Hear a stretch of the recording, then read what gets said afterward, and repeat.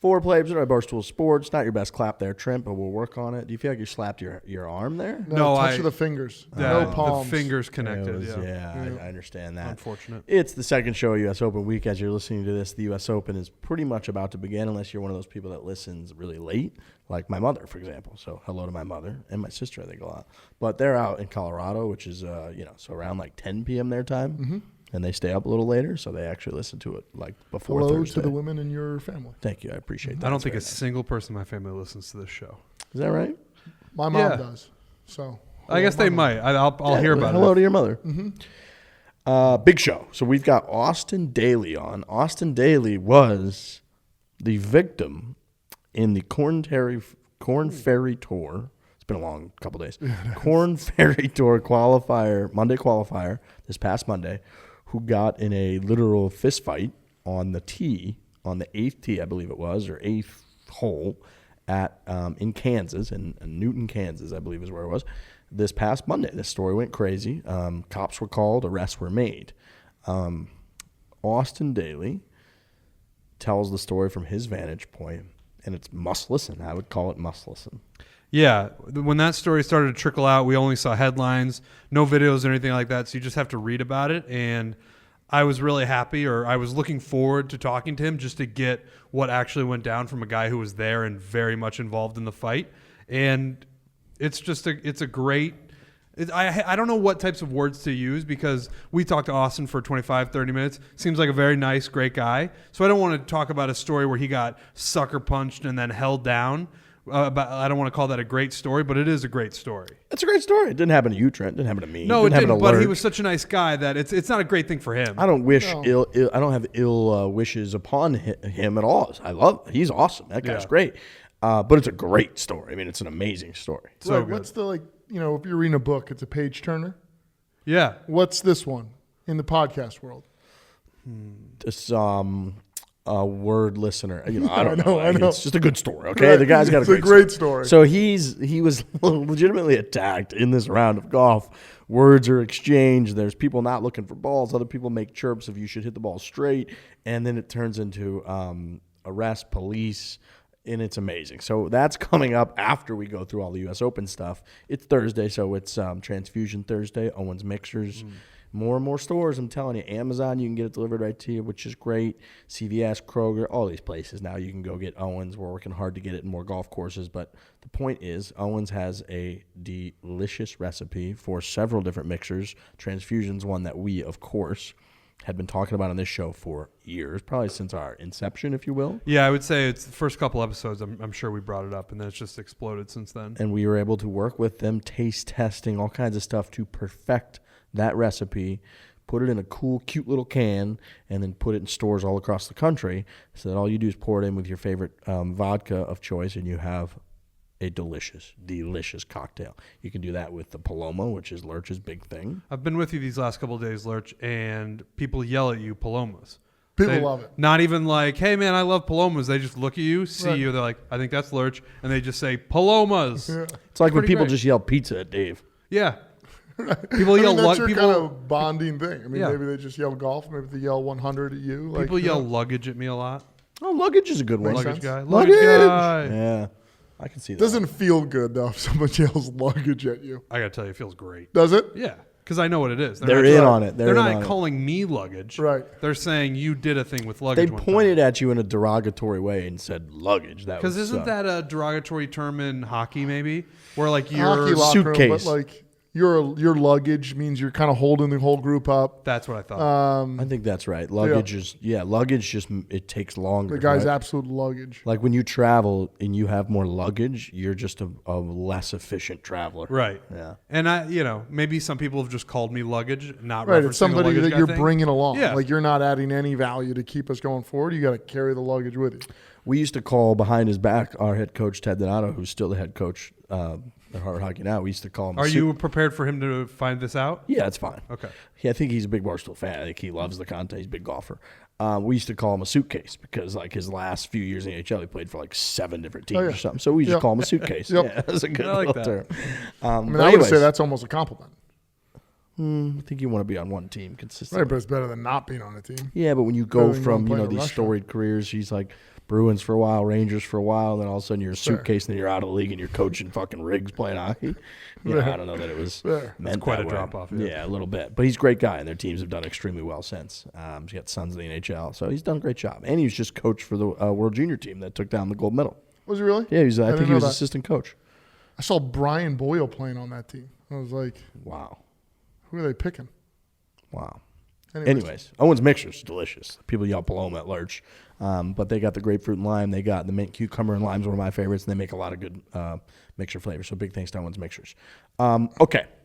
I'm going to say the biggest thing that's occurred since we've been here, this is 3 days we've been on site.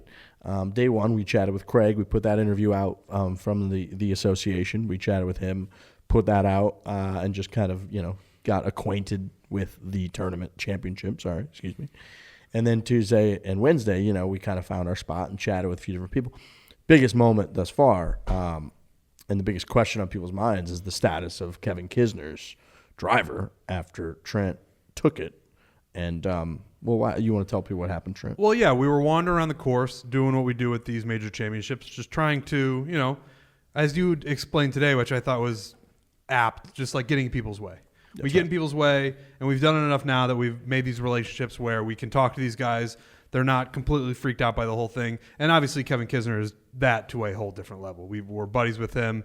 So we go out there and we try to watch him during his practice round, and we tracked him down on Tuesday. We found him on the 15th hole. And I had actually, because on that hole they went to the tee box, and JT and Dewey and their whole crew walked towards the fairway, and we were closer to the fairway. So I talked to JT a little bit, talked about my 122 video, if we were still okay, if we're still on good terms, if he's still my swing coach. There were concerns, right? Oh, yeah, because, I go down there, he teaches me all these things. I do absorb a lot of it, but then I have to put it into practice when I play an actual round of golf. I shot 122, so I was a little nervous to see him. I thought he might just be like, it's just not working out between the two of us.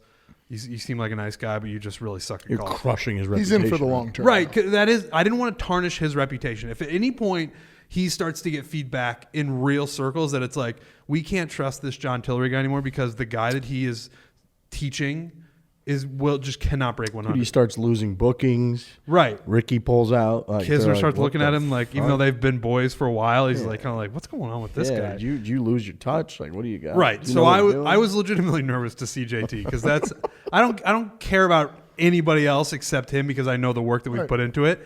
And it's like to not see the fruits of that labor the first time around. I was nervous, but he was very cool. He took the blame. That's why he's the best in the world. But anyway, class act. He really is. He really is. But anyway, so Kisner and them, they hit their tee shots on 15. They start walking down the fairway. And I see Kevin Kisner waving at me, being like, let's see one. Let's see one. And I know what that means. I know, obviously, he wants to see the new swing. It's the first time we've seen Kiz in months. And he's walking down a U.S. Open fairway going, Trent, let's see one. Waving his hands. And immediately, the heart starts going. Because I know what that means. He's like, he's part of the Till gang. He wants to see what his stablemate, what kind of progress he has made. So you guys are brothers. We are brothers in arms. So I duck under the rope. We run out there. I take Kiz's driver.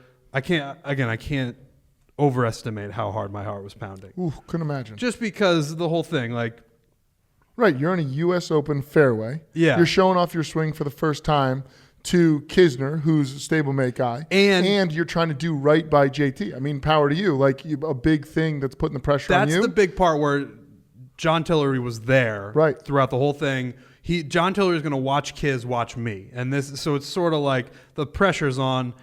I get the club in my hand. I don't have a glove. Let's make that clear. Huge issue. It's very uncomfortable not having a glove. Another thing I want to make clear is that I'm not looking down a fairway. You know what I mean? I'm looking at a canyon. I'm looking at the Pacific Ocean. Wasn't a tailor-made club? Was not a tailor-made club. So a few of these things are working against me. My heart rate's at 180, 190 probably. I didn't check, but it was probably right around there. And so, line it up, get the grip, try to think about all the things that JT has taught me over these last couple weeks, last couple months. And, Yeah, no, I know. Yeah, this is the sad part. I make my best effort, and I just hit it right off the toe. Yeah. Skies it right, goes straight up into the air, all the way right, and I left a dummy mark on Kiz's driver. Very few people can be put in a situation to hit one golf shot that is more nerve-wracking than that. And, combine that with the fact that you're going through changes that, like, if you had just taken your normal swing there, there's no way you would have hit it that bad. No. But you're trying to commit to the new movements, and, like, so that makes it really uncomfortable. The fact that you're doing it makes it really uncomfortable. The fact you didn't have a glove and all the other stuff, like, of course you were going to hit a bad shot. But I really didn't want to. You know what I mean? I know. Like, as soon as I hit it, like the video, people like the video, whatever. It's like, haha, Trent sucks at golf. Because right now in that moment, I definitely did. Sometimes you do, yeah. We're trying to clean up those areas. But I really want to hit a good one and have people go like, oh yeah, JT's going nuts, Kisner's going nuts. It just wasn't meant to be. I was nervous. I did, and I kind of felt bad because I kept hammering this point home yesterday, but I kept being like, because you're like, no, the video was good. It's not that big of a deal. And I kept being like, but dude, imagine if you piped one and did all the things that JT wanted you to do. Kiz would have been like, Trent. JT would have been like, I told you, dog. And it would have been a scene. Yeah. That's for later, though. That can still happen. That's coming. That's part of the process. Totally. Yeah. Totally. I mean, the last video put out, the first tee, you roped that thing down the middle. Crushed it, yeah. And I would say that alone is wild improvement to JT. I mean, you've added 50 yards. Yeah. Right? 40 to 50 yards, yeah. Which is awesome. Tremendous. Like, he's added that to your swing in terms of its upside. So, added a ton. I think we were just with them hanging out. And the funniest part of it all is that you told him, you're like, no, I got this. I can putt. The putting. And putting was a mess. Yeah, no, putting's still a mess. So that's something I got to work on. But, yeah, I wanted to hit a good drive in front of all those guys, and it just wasn't meant to be, but it's okay. I got an idea. I think you should, we should. Is this a tip coming? Are you giving them a tip? No, I think we should collect in-depth stats of your rounds. So, like, exactly how many fairways you hit, exactly how many greens you hit, exactly how many putts you had, exactly what your scrambling percentage is. Yep. What your sand save percentage is. This is a great idea. Over this run, from now until you post something in the double digits, we just keep all your stats. I like it. This is a great idea. Yeah. This is something people can get behind, too. Totally. Because one round, like, golf, you never have it. Like, some days you drive the ball well, you don't hit irons well. And then some days you just don't putt well, whatever the case is. Yeah. So now people can truly get behind the trends. I like this. This is really good. We can hone in on what specifically you need to work on. Because it might be like, dude, Trent, no, you're hitting it out there, pretty consistently, and you're even though you're missing a few fairways, but like you're barely missing it, and like you don't hit a ton of greens, but you're right there. But you had 47 putts or something. You'd be like, all right, we need to work on putting. Yeah, I think that's a great idea, and we will definitely do that going forward. Let's keep some stats. 47 putts is going to be tough. I made that number up. How many putts do you think you had in the last round? I try not to think about it. Okay, that's probably for the best. Yeah, we'll start now with the statistics. No, we got to get those stats. Okay, from the 122, you got to have all the stats. True. Yeah, we'll get those. You ever look, dude, at the we got the U.S. Open coming up, like the fact that they're just in the 20s a lot. These guys for putts that they have in a round, that's different. Crazy. I had one of the best putting rounds of my life. I don't think I'm in the high 20s. No. And they'll be like 20. Sometimes they'll be like 24 putts. 20. You're like, wait, what?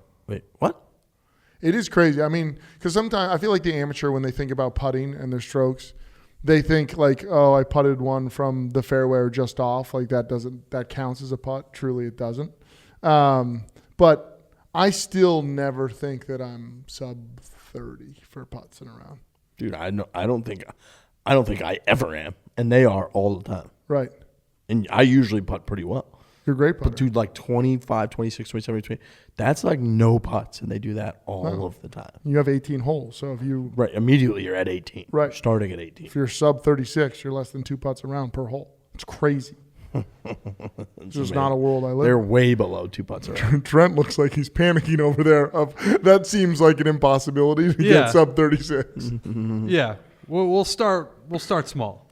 He's like, we'll start now in the future. Where do you think... Like when we unpack these stats, you thought putting was your best asset. I still actually think putting's your best asset. I don't. What do you think?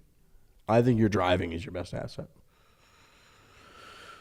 I think it is now. Yeah. Yeah. Yeah. Okay. Yeah.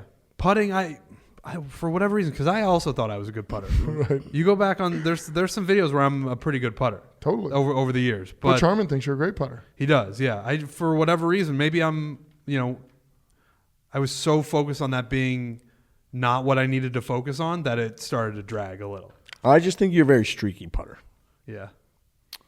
And that your bad is just really bad. Really bad. Which is being exposed now in that you're finishing everything, right? Which is a huge credit to you. But when you put everything in the hole, when you're not, it's just like you just add them up and it's like, oh yeah, you're putting it a lot. Yeah, ball and hole is different. Whereas a lot of times if somebody's like grinding and they don't typically break 100, you like had a lag putt from 15 feet and you hit it 4 feet by or something, everybody be like, scoop it, great, let's move on. Ha, high I'll fives. bring that fucker. And to that, No doubt. and to that point, Trent would have broken 100 if he played by other people's standards. Totally. One of the best moments, or one of my favorite interactions with you ever, was when we played Bethpage. Yeah.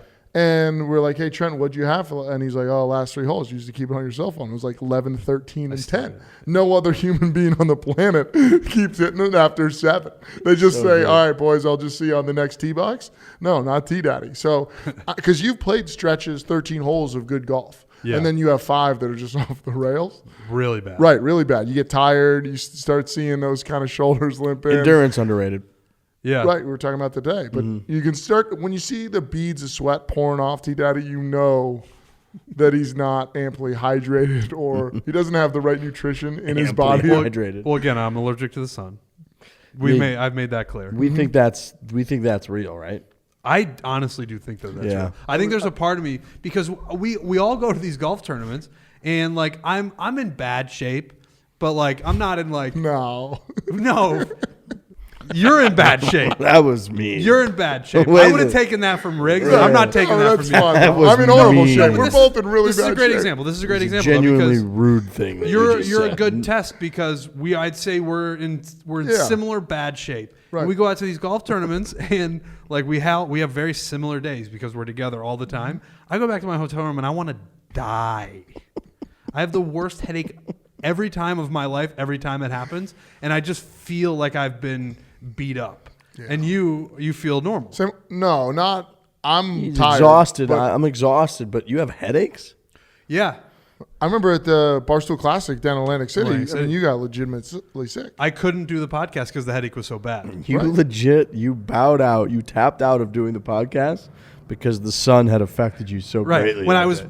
perfectly in a position to do it. I was just at my apartment. My laptop was charged. I had internet. Like I could have done it, but my headache was so bad. And you were that I was sitting like, there and you were like, all right, I don't think I can do the podcast. Yeah, I sat down because we were about to do it, and I was like, "Oh, I can't do this because I have such a bad headache." I think I'm actually allergic to the sun? I don't know. Maybe I just need to but I've been out in the sun more. I thought I'd get more used to it. I don't know. I mean, everybody is allergic to the sun at a certain point, but yeah, I do think it affects you worse than really anybody that I've ever met. Yeah, maybe you just have like a really deep sensitivity to like radiation and it's in it. Do you drink enough water? I try to, yeah. Do you? I try to pound water. You drink now. a good amount of water, I Yeah. think. Yeah. Yeah, because I was worried maybe you're not hydrated enough, but I think that's okay. This is going to get, graphic, but do you ever poop green? No. Because that's a sign of true dehydration. I did that this morning. Oh, really? The only thing that No, I mean, I'm glad we cleared that up. but I will. There are times going when through the list here. when my piss is just it's a different hue of yellow, okay, that's Just a deep. just a almost dark red. No. You're describing orange? Is that what you're describing? No, just like people know. Like people know. What, No, I mean, when it smells, that's usually a sign of You don't want that. no. Or the green. Yeah. You don't want either of those. No, and yeah. Time to pick up a cup of water. What a U.S. Open podcast this is. Yeah. No, but I think the way that your body has been handling the sun in the years of us now being out in it a lot. Yeah. I think you probably need to change something. I don't know what. Maybe see a doctor. Maybe, yeah. You do the sunscreen too. No hat ever. Not usually. Yeah, I've been doing no hat recently. Maybe it's just because you're outside your clothes. I mean, you wear those clothes for everything else in this life. And when we walk around a golf course, you got the Peter Millars on, and that's what you rock. Think it's a clothes Hard issue? to know. Nah, I don't know. I don't know what it is. If anybody knows, let Trent. Yeah. Give, What's up, give Doc? him please. Anybody got any food counts? So there's a little note in there about counting for each person the I would say the indulgences that we've had on certain items, and two that we're really going to focus on are ice cream and the Uncrustables. Both fantastic. Now, I just have a question before we go into this because this topic has been brought up before. Yeah. Is this a HIPAA violation? Yeah. Well, You know, is me revealing to you the number that I'm going to share with the rest of the crew, is that considered a HIPAA violation? Because I'd like to file it under that category. Oh man. My question was just going to be a little bit different. I was wondering if this was, did you place this in, or was this actually another email of somebody asking to know the food count? No, this was something that I think yesterday when we were walking around, we were like, we should track how much people eat. Because I asked Trent, very genuinely, I said, how many, and we were both together eating one of the Fat Boys at the same time. Ice cream sandwiches. Ice cream sandwiches. Very good. And I said, how many of those do you think you're going to have this week? And I think you said like 5. Which would about one a day. Around one a day. And I said, I think that sounds about right. And I think that Jake Bass was like, that's shocking. Like, you're going to have 5. And we were kind of talking about it. And I thought that was about right. And so we were like, well, why don't we just track them? And then the Uncrustables entered the scene. And we were like, well, we should track those too. So, all right. So I would say these are my real numbers so far through what's today. This is Wednesday. We've been here 3 days. It's Wednesday. We've been here 3 days. I haven't been hitting the ice cream sandwiches as hard. I've had 2 of those. Mm-hmm. I know I've had 2 of those. Okay, me too. I've had 4 Uncrustables. Oof. Those are good though. And then, but I've really filled it in with these red velvet cookies that they have. Yeah, I know. I see you. I've probably had 7. Yeah, I know. You're Straight doing up. sneaks too, which 7? is a dangerous thing. I know. You're not even going public with some of the picks, which I know is a big guy to big guy. Because I'm You're sick doing of people slide picks. judging me when it happens, you know? Well, Because I don't So need you've like... been sneaking over there and just enjoying them occasionally? Look at that face. Yeah. So he'll finish the meal with everybody, and then he'll be throwing it away, and then he'll do a sneak pluck where he's not even going public with that one. Have you lied? Have you lied yet? I'll tell you how bad it's gotten. Here's an example. I went and I got an Uncrustable, and I was like, oh, I'm a piece of shit. I got this Uncrustable. Right. I slyly picked up a red velvet cookie, and I hid it behind the Uncrustable when I walked back to the table.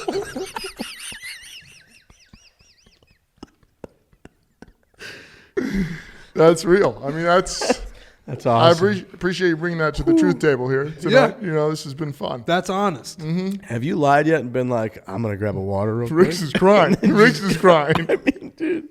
Oh, man. Have you lied yet and been like, I'm going to get a water at Gatorade, and then you actually were getting something else? I think that's a HIPAA violation. I think now we're crossing over into those waters. But yeah, I have. All right. That's what I figured. Because there's just not enough time in the day for you to be. So the red velvet cookies are so good. And I don't even know what red velvet is.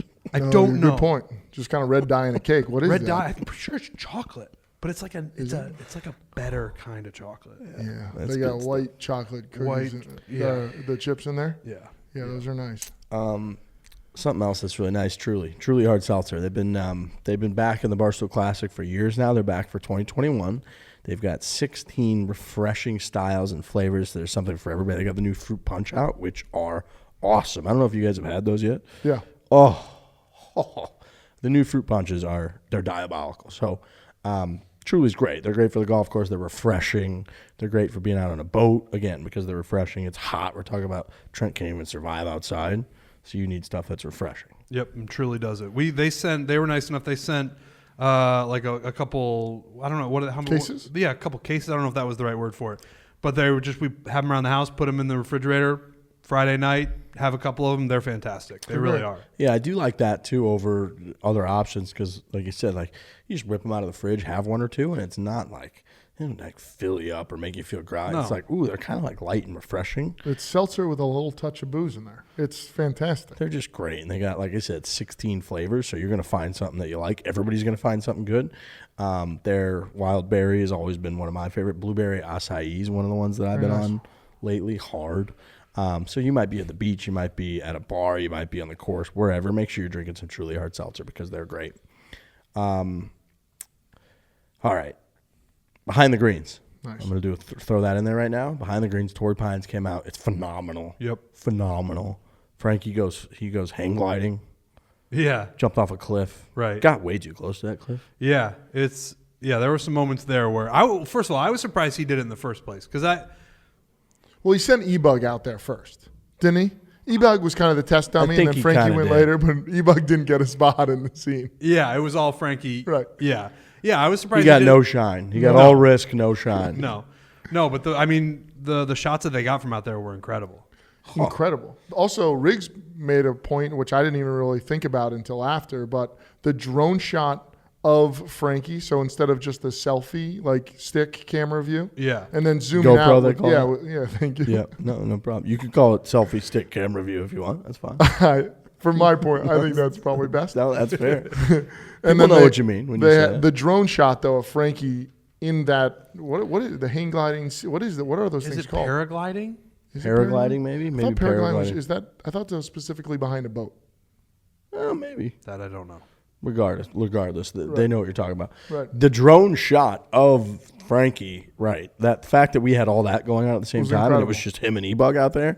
So those guys crushed it. So go to our YouTube page if you have not yet and check out the Behind the Greens Torrey Pines because it's really, really, really good. And you're going to be seeing, this championship unfold for the next 4 days on this golf course, and now you're going to know a lot about how it got to that point, what it took. So big shout out to Brendan and to Frankie because they crushed it. Storyline. So it came out, the pairings. We actually were joking with Craig on Tuesday's show about the pairings here at the U.S. Open, and it came out Tuesday from Brad Faxon on, I think, Sirius PGA Tour Radio or something like that, that essentially the USGA reached out to Bryson's team about pairing him with Brooks, and that Bryson declined. That was like literally what Brad Faxon said. Everybody started quote tweeting this, report, Yep. clip from the radio, and chirping Bryson, obviously calling him a bitch, calling him a coward, whatever you want to say.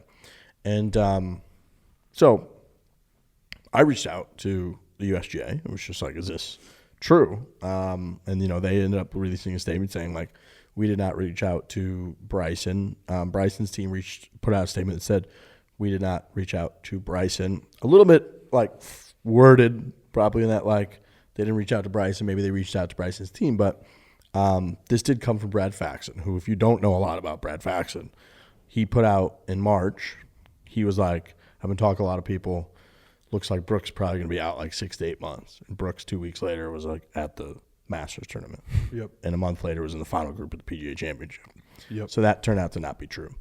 And then there are many people at Metacomet, which is a former golf club, I believe it's in Rhode Island, where Brad Faxon grew up playing there. In 2019, crazy article if you haven't read this. 2019, he spearheaded a group. This course was going out of business basically. They had 230 members or something. Donald Ross course. He had come in 1920s and redone it, turned it into an awesome Donald Ross course, kind of on the water in this bay. It was really cool.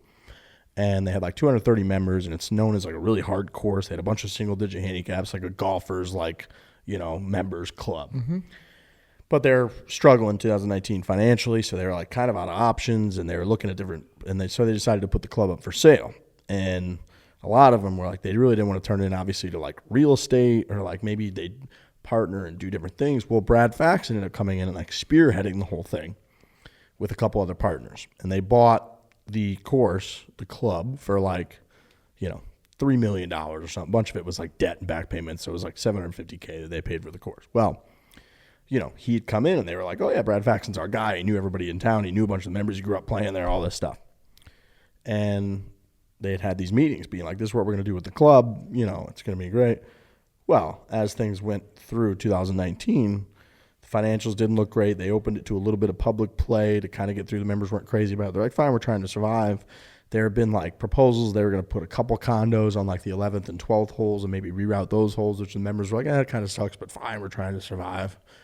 They had a meeting in like November of that year where they went over, Brad Faxon and company went over, like, this is kind of what we're doing and it's looking good and we're going to do X, Y, and Z. And everyone's like, great.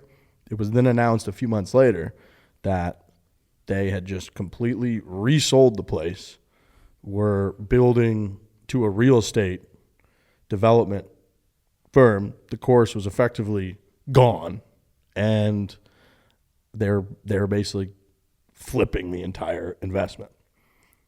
So Brad Faxon, to these hundreds of people, they fucking despise him. And I've gotten DMs from these people, and that emails from these people and such. The Maya Comet course is gone. Gone. Wow. The Met, Yikes. as they call it, Metacomet. It's just gone. Oh, Metacomet. Yeah. So it's just gone.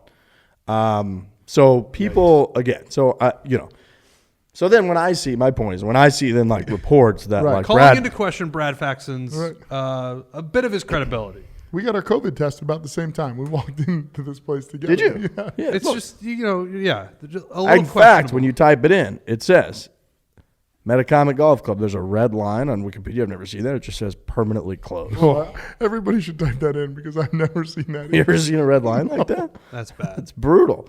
A private club in East Providence, Rhode Island, in the United States, incorporated in 1901, 2020. They just It's gone. sold, gone. They're building developments on it, and it's over. Oh. Isn't it insane? It's crazy. Insane, the whole story.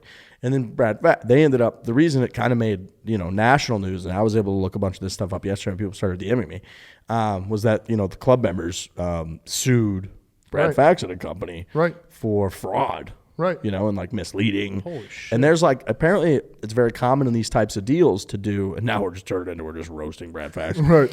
Which I didn't think we were going to do that, but Well, you kind of just going down the story. a little bit, Yeah. I guess. But we're just going down the story that there's typically in a lot of these kinds of deals, there's like a clause, like a legal clause in the documents when it's originally sold at the point when Brad Faxon and his crew took it over, where it would be like, no changes to the golf club are able to be made like until this date, which is usually far off in the future. And I guess that clause was like mysteriously removed. And then there's like he said, she said stuff before of like, yeah, no, they like on the 11th hour were like, yeah, no, that needs to come out. And so that makes people believe it was like premeditated. Like, oh yeah, here's what we're going to do. Oh my God. Which is like brutal. Brutal. Because sometimes in those clubs, you buy in and you have like ownership equity in those clubs. Right. Other times, and it sounds like this was the case, where you're basically just paying a rental fee every year to use the property. And if the club, whoever, the lead of it is, in this case it happens to be Brad Faxon Group, they just can take complete control of it. Right. And then you're just shit out of luck. Sucks. And again, that they were like, what sucks in reading the stories, and anybody can just Google this and read like all the details. I think it was Digest, did like a really detailed piece on it. And you can read a lot of the testimony of the members where they're like, yeah, we kind of got swindled because like when we learned that it was Brad Faxon, we were like, oh, this is our guy. Right. This Homegrown is boy. Totally. We're like, all right, Brad, like lead us. Like whatever you want here. This is great. He's like the man. He's Brad Faxon. And then they just flipped it and we're like, fuck you. And it's like over. And there's even quotes. I have a deeper question. There's quotes from Brad Faxon after the fact when he was getting sued where he says like, yeah, we didn't get into this investment for charity. This was like, this is business and stuff. And I was reading that. I was like, It's cringeworthy. oh my God. And I have a question. Was this the place that Brad grew up playing golf as a youngster? Yeah. Because if so, that's the sickest. Like, you've had all this success in the game of golf. Yeah. Crazy success. Yep. Unparalleled. And then you just go home and destroy this very golf course that you were a boy on playing the game. Look at this headline from Golf Digest. It says, Brad Faxon saved his childhood club. Members are now suing him for fraud. The curious case of Metacomet Golf Club. I mean, based on this, Brad Faxon might win the PIP award. I This mean, is what there's I- a lot to learn This is about. what I old laid in Brad. my bed and read about. Look how sweet this place looks. It's gone. Now there's a house. There's a condo There's in that like green. a fucking concrete foundation in that hole that we just looked at right there on this computer screen. Look at this place. It bad. looks awesome. Donald Ross. Kidding Wow. me? Who knew? Oh, look at these holes in the water. So all the Metacomet folks out there who were reaching out, if some of them listen to this, this is not a Brad Faxon slander podcast. No. But this segment kind of was. So, anyways, when Brad Faxon... Way to bring it home. Here comes a bring it home statement. Yeah, you back like this? to the original point. Let's fill out the circle here. When Brad Faxon is the source of the USGA reached out and Bryson declined, and then everyone's clinging to Bryson decline, then I'm like, the only person that's coming from is Brad Faxon. I was just a little hesitant to be like, oh yeah, that's the most trustworthy guy on the internet. Right. No, I mean, as you should. It's also a rumor that Brad Faxon knows is going to just... Clickbait. It's going to blow up. Right. Because all the talk around golf has been about Brooks and Bryson these last couple months and how people are dying for the USGA to pair them together Thursday and Friday. That's everybody. We didn't want that because we gave our reasons and whatever. Right. But the overwhelming opinion was like, put these two guys together. It'll be fireworks. So then, right before the pairings come out or right after the pairings come out, you just float something that says, oh, they tried to do this, but Bryson said no.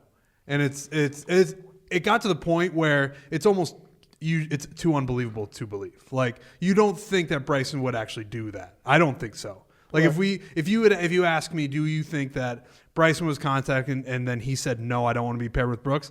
I think that's insane. I do too. And good for Riggs for kind of batting an eye and be like, I don't know about this story. Like, I don't know if this is believable right out of the gate. It was because I remembered the Brooks Koepka thing. Because when he said that, it was like March 23rd. Because I went and today when I saw that, my immediate radar went up of like, the Faxon lately, I don't know. And so, and the Metacomet's come back. But I was like, I just popped up and I was like, I want to make sure I have my facts right. And it was like, I believe it was March 23rd that his comment was like, yeah, I think this Brooks Koepka injury is more serious than people are leading on. I've been talking to a lot of people around the area, which, I know a lot of people that he's seen, and really wouldn't be surprised if this kind of injuries, he'll be out like 6 to 8 months. And literally 2 weeks later, he was playing in the Masters, and a month later, he almost won the PGA Championship. So I was like, I don't know that he's particularly, plugged in or like just accurate or trustworthy. And then when I tweeted that I was like, I'm not 100% convinced. I just tweeted that this morning. Then I started getting messages from people that were like, go look up what he did to us at fucking Metacomet. You'll realize he's not trustworthy. And I was like, oh, shit. I just can't believe, like, doing that at another course or whatever, making financial decisions, not great, not advised. People are going to hate you for it.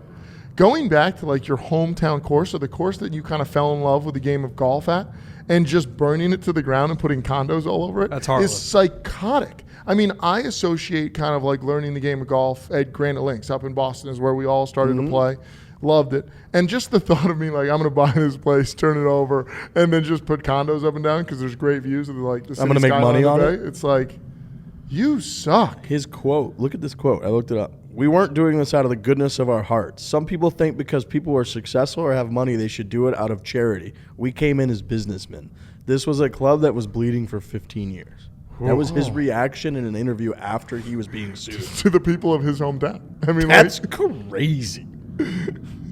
Trent's got a face like he just saw a ghost. No, it's just a lot because I didn't know about that story. I feel like a lot of people don't. No, I didn't really know about it either. Yeah. And they do, in this piece, they go through a lot of like what Brad Faxon has done for charity over the years and stuff. So like clearly they're not trying to paint him just as a horrific guy. Right. But in this case, when I looked at that story, it's interesting to know that there are like a couple hundred people that were members of Metacomet who had been members there forever, and they put in the kind of anecdotes of one of the members I think was like 87 and was like, what is this guy going to join a new club now? He's 87. That's literally his club. That's who he plays with every day. Right. It's where he gets dinner or whatever. And that place is just gone. It's fucking condos now. And so the whole thing just put a bad taste in my mouth reading that. So back to the original, the Bryson point. Does anyone on this podcast think that there's any shred of truth to what has been said? The only reason I kind of, it's like the initial reaction is like, why would the USGA need anybody's approval? Like the USGA doesn't ask people if they should be paired together or not. Right. The only thing that would make it a little different is that he is their current champion. Yeah. So like USGA currently has a very tight relationship with Bryson. Like they're talking about, returning the trophy, doing media obligations, what his week's going to look like as the defending champion. So they're like very in contact with Bryson. Sure. And with Brooks, because he's won 2 of the last, 4 U.S. Opens. Right. So, like, those things, if they were just totally, and it is a very big story. Yeah, so, like, that is the only reason that made me think, like, maybe they would feel it out a little bit before they did it. But again, like, hearing from them and some of those statements that have been released, like, I just don't, I think, like, Faxon could have heard that, like, there were whispers and maybe, Bryson's agent had been, like, telling people behind the scenes, like, yeah, we're not, like, in love with that. And he went and ran with, like, Bryson declined to the USGA. Yeah. So, like, that seems more likely to me, than something like that. I don't think it's, like, out of the realm of possibility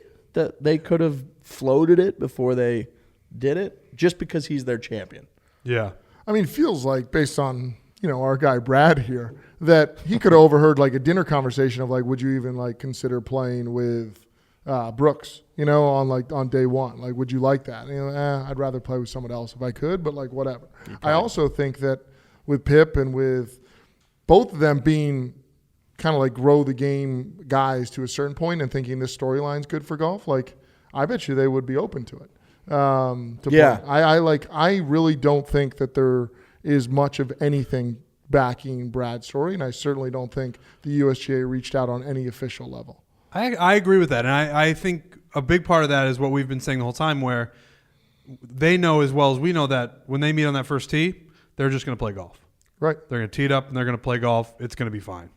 Like, I don't think either one of them really cares that much once they tee off. It's like, like if Bryson hits one into the left rough and Brooks is in the fairway, is Bryson now rattled for the? No, he's like, I'm in the left rough. Here are my options. They're just playing golf. The only thing that Brooks could get upset, like if the pace of play gets outrageous or something like that, that would be some in the moment thing that would maybe frustrate him. Yeah. But U.S. Open, and with everything going on, like, if they play together, I think they'd just be so both dialed in to executing and, like, again, beating the other individual, that I don't think really would become an issue, and it would be incredible. The only thing that might escalate it is the crowd, because then all of the Brooksy stuff gets magnified, where in the past and recently it's been Bryson's just out on the course somewhere, Brooks is out somewhere, but there are Brooks people around Bryson saying Brooksy. That gets, like I said, magnified if they're playing together. But even so, I don't think it gets too crazy. Yeah, I agree with that 100%. I mean, it would never happen, but like on a tee box, if somebody said like, oh, good shot, good rip there, Brooksy, or something like that to Bryson, it would be cool in my eyes if Brooks was like, dude, just chill out. Like, let's go play this game. But I don't think he would ever do that. No. And I think it would be fans more than it would be the two of them. Yeah, totally. I think either one of them would really care.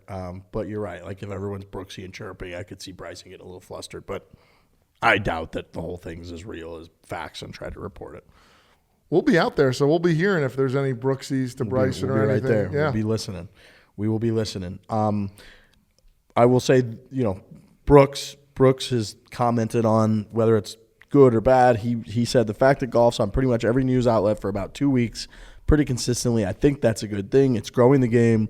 The younger generation, I get the traditionalists who don't agree with it. I understand that, but I think to grow the game, you got to reach out to the younger generation. I think that's what, I don't want to say that's what this is, but it's reaching out to a whole bunch of people. It's getting golf in front of people. I think that's 100% correct.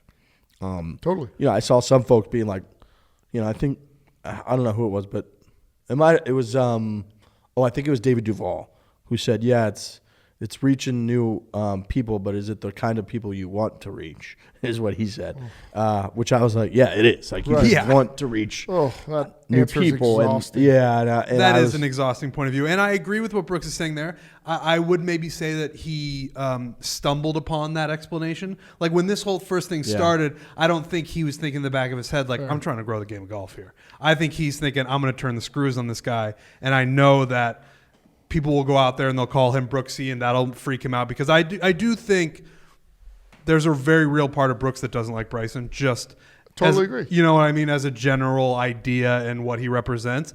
But I don't think Brooks went into originally thinking what he says in that quote. No, and I don't think that'd be even fair to ask him to like be that strategic about his decisions. Like Fair. I'd rather to be more transparent in the way it is, and then him realizing at the end of the day that it has reached so many more eyes. Like golf is in front of so many more people. Like that outcome is tremendous. Agreed. And then Duval coming in with like, is that the right? It's like you're the wrong person. Like we need less of that answer. Like get it to everybody. See golf.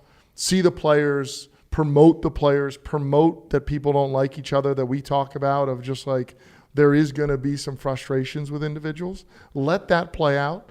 Let those storylines run. And then I think the whole game grows because of that, because personalities and teams are like what people follow. Look, like this has got Dave Portnoy talking about it. Like Right. Dave's tweeting about it, right? Like he could tweet about anything and it matters. He takes a stock and starts tweeting about it. It goes up and down.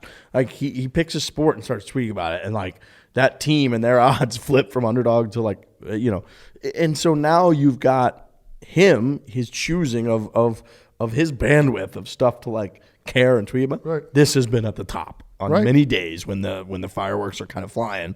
And that's a good thing. And, is it immediately forcing people to be like, I'm going to go buy a set of clubs and definitely play golf now? No. But like, is that how you grow golf? No. There's nothing that would get people to just go do that except the pandemic, which is a horrible thing. But like that can get numbers up, sure. But in terms of like getting eyeballs, ears, interest on the game, this is undoubtedly helping. It's going to make people tune into the U.S. Open. It's going to make people tune in when these names end up on the leaderboard, and that's a good thing. Gets them interested in the game.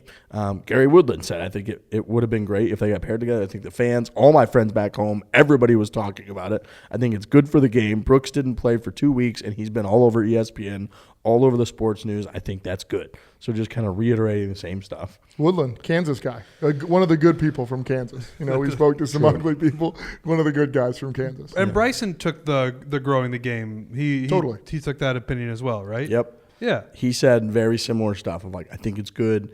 It doesn't bother me. No, he's like, it's good. It's a good thing for the game. I enjoy it. So he's taking that road as well. So I think everybody's kind of going there. A point that you made that's very important, Trent, is that like the original video that really kicked all of this off was from a genuine place. Yeah. That was Brooks Koepka literally could not do an interview because he was so disgusted by Bryson DeChambeau's antics, just walking by him Right. and muttering to himself and making a preposterous amount of noise, which, by the way, those Puma shoes, they do make an amazing amount of noise. We've seen just a few other golfers walk around, and the only people I think that make that much noise when they walk by are the guys rocking Puma. Could be very true. Yeah. Right? Yes. Like, it's been crazy. That's true. Yeah. So I'm a little bit more siding with him in that case where it was like, Not his fault. they're so loud when they walk by on the concrete. It's amazing. You're like, what the fuck is that? But that was so real. Right. He was- And that's the real catalyst for this whole thing, because if we weren't sure, or we were kind of sure that it was all fake and that they just were, we talk about Pip a lot or whatever, but just trying to grow the game and trying to get more interest, people would just be like, blech. Right. But if you get genuine dislike and disdain one guy to another, that makes people tune in. Well, whoever released that video is like the shining star, Or the puppet master. honestly, of all this, because like it's almost like diversifying the brand of golf, and that's a lot of words to put together. But you think of like golf, you think of just not like that many words. No, but There's one big one. There's a big one in there. Yeah, diversifying. Yeah, exactly. yeah. But anyways, you think of golf, you think of like the PGA, USGA, you think of like these overarching brands, but you don't think of personalities as much outside of like the top players. And so I think if they do continue to promote all these players, like you eventually like side like, oh, I really like Bryson, I really like Brooks, and then it starts to go into like other pockets. And I think that only helps people get behind certain players, be more interested in them. Hey, maybe I'll give the game of golf a try. Like he does it, she does it. Let's give it a whack. And so, Yeah. no, I think it's a net positive. I think we need to do more of it. And look, are they clearly leveraging that genuine dislike to try to earn more PIP points? Obviously. Oh, yeah. Like clearly, it'll probably end up in some one-on-one made-for-TV match or whatever it is. That it's not lost on us that is an aspect of amplifying the whole thing, but it comes from a very real place, and it did years ago when they were hating each other on the at Liberty National. I think it was when it was like Bryson playing slow, and Brooks wanted to they almost fought. They were talking about fighting each other. They literally were talking about fighting each other. Right. On the putting green, didn't he say have him come up and talk to my face or something? It was crazy. Yeah, and then one of them, Brooks ended up just tweeting a picture of all 4 of his major trophies at him, about his abs, and it was crazy. Bryson was doing a live stream when he was well, his body's not even that good. He doesn't even have abs or something. This is literally what they've been saying to each other for years. So, Yeah, it really has been a long time. yeah, it's been years. It's been years. Also feels like it's been years since things have been open. Summer's been on the horizon, but we're there. We've been dreaming up trips to the beach. You talking seaside? Correct. Ooh. Which you're a seaside kind of guy. I declared that a few shows ago. We can always count on our folks at Peter Millar. They've got you covered this summer with their new Hyper Light Slide Flip Flop. This goes along with their seaside stuff, but you may have heard of their awesome Hyper Light Glide sneakers. We've been wearing those for years. They're awesome. They've taken the same focus on lightweight comfort and style and applied it to these sandals. I own these. I wear these around in Phoenix all the time. Perfect at the beach or the boardwalk. These brand new flip-flops feature an anatomically molded footbed that delivers made-for-you comfort. What's that mean? Just comfort? Yeah. Just amazing comfort. You a big flip-flop guy, Lurch? Feel like you are. Love flip-flops. Yeah. Also, Yeah, when you we wear were them at on Torrey flights. Pines, we're talking about the beach. We're talking about the ocean. Need a pair of flops to get down, jump in the ocean real quick. Seriously. Oh, what was the percentage chance you were going to jump in the ocean with me today? 4. 4 out of 100? Yeah. Guy's allergic to the sun, dude. Yeah, I man. mean, that's low. That's disrespectful. I thought his was lower. He was sitting in a chair. You think he was going to get up? I love that just disqualified me. Right, do you think he could get up? Trent's sitting in a chair right now. You think that dude's getting up? If he was just walking around like a normal walk-around person, maybe. But you have to get him out of that chair. So if you were walking, what would be your percentage chance? You think It'd be 6? a little higher. Maybe one of these days, if we're walking down the beach wearing these flip-flops, I'll run in there with That's you. what I'm saying. Yeah. The soft, super comfortable rubber soles provide anti-scuff and anti-slip protection that won't mess up the boat. If you're on a boat, love a good boat. Trust us, you got to grab a pair before you head to the beach or pool this summer. Head over to petermillar.com/4. Check out the Hyperlight, Slide, flip-flops, and other footwear styles. Perfect for the season. They really do have amazing flip-flops and footwear styles. So go over to petermillar.com/4 and check them out. Tiger Woods. Tiger Woods video emerges, about 15-second video of him in L.A. Don't know what he was doing there, on crutches, but walking a little bit, moving himself. Putting a little bit of weight on that. Yeah, a on that little bit of leg. weight was put on that right leg. Did he get his first operation in L.A., though? Yeah. Okay, so probably going to see those original doctors. That's what I thought. Yeah. Kind of a little checkup. I think it was reported by Tiger Woods Legion, so I don't know how. I think that's probably pretty accurate. The guy seems to be all over the case. Always. But reported that he was there for less than 24 hours. Okay. So it might have just been a quick checkup with the doctors. Yep. But then again, he's a pretty injured guy, so it's got to be a pretty serious deal if he's flying. Then again, him flying, he just. PJs. I mean, yeah, he gets on Could take off his in a back nice up. car. He might have a drives Harrier jet. right to Right. the fucking. He doesn't. I hope it's not him If driving. he doesn't want to, he probably doesn't. He doesn't have to see anybody he doesn't want to see. No. You know what I mean? We go to the airport and it's I gotta take a deep breath before I walk into an airport because I just know what's about to happen. Where I'm gonna be poked and prodded, and I gotta press buttons, and I gotta talk, and I gotta put tags on my bag, and I gotta walk through security, and I gotta hopefully find a coffee place that I like, and it's really a sensory overload that I'm just Sounds awful. But that's just a pretty normal standard airport visit. Where Tiger's just I get in a car, one guy drives me there, I get in a plane, another person flies me there, and it's just that the whole time. So what we're saying is it's not that big of a trip. No, it's not. I mean, I'm sure the way he travels is elegant. The way we travel, Inelegant. yes, exactly. I will say he had a little kind of Johnny Depp facial hair going on. It was a little scruffy. It was. What'd you think of that? I was fine with it. Guy that's been kind of relaxing and also probably in a lot of pain and rehabilitating himself and just Seems facial when hair. He's been inside a lot. Yeah, it seems when he is inside a lot, he just likes to grow facial hair. Because I think that first picture of him what picture was that? Where he like a champions dinner night when the Masters wasn't actually taking place, and he had like a nice beard going on. So I think when he was kind of giving a mean mug to whoever took the photo there, he was like standing next to a cart. No. I'm talking about a picture that he took with his family. Oh, okay. The dogs were Oh, in it. yeah, You know what I mean? that. I could be misremembering, but I think that was the During first the quarantine last Yes. year. Yeah. And he had like more facial hair than we were prepared for. And I do think when he's just at home, he's like, I'm going to grow this out. Why not? Yeah. I mean, I could tell. I mean, relax a little bit. Every step of his life up until this point, he's been in the front facing every camera. Might be tough for him to shave too. Like he's got to stand there. He can't stand. So he's leaning and it's like uncomfortable and he might fall over because his leg doesn't work. That's a good point. You know I'm what I'm thinking saying? he's got some like floating chair through his bathroom. Well, he's not Yoda. Right, I know, but like, you know, those shower seats that come down that he can sit in the seat. Yeah, I'm thinking that he's got something like that near the sink. I also think if he wants that beard hair off, it's coming off, whether he's doing it or he just hires someone to do it. But then again, you would also have thought like if he wouldn't drive himself anywhere. Like, you know, I think he likes to do stuff. That's fair. So maybe he's like, I don't know that he would get to a today. point of him being like, hey, shaving's kind of a pain in the ass. Like, you gonna shave me today? Like, I don't, you know what I mean? I mean, yeah, it might just be like when Letterman was done with his show, he was like, I'm just doing a beard. Yeah, that's Doing right. a big old beard. Yeah, You exactly. just you feel free. Yeah, I mean, it certainly could be it. Don't All know. in all, I think that's a positive video. Me too. Totally. Him outside, us seeing him. Riggs made a point today they didn't amputate his leg. I mean, all positive it was signs. touch and go there for a good amount of time. And I go, They that's a could've- tough thing to argue with. He could have easily been wheelchaired out of that thing today, and I wouldn't have been stunned. Great point. You know what I mean? And instead, he was able to get from a door to a car on his own. Yeah. That's great. What did you tweet out?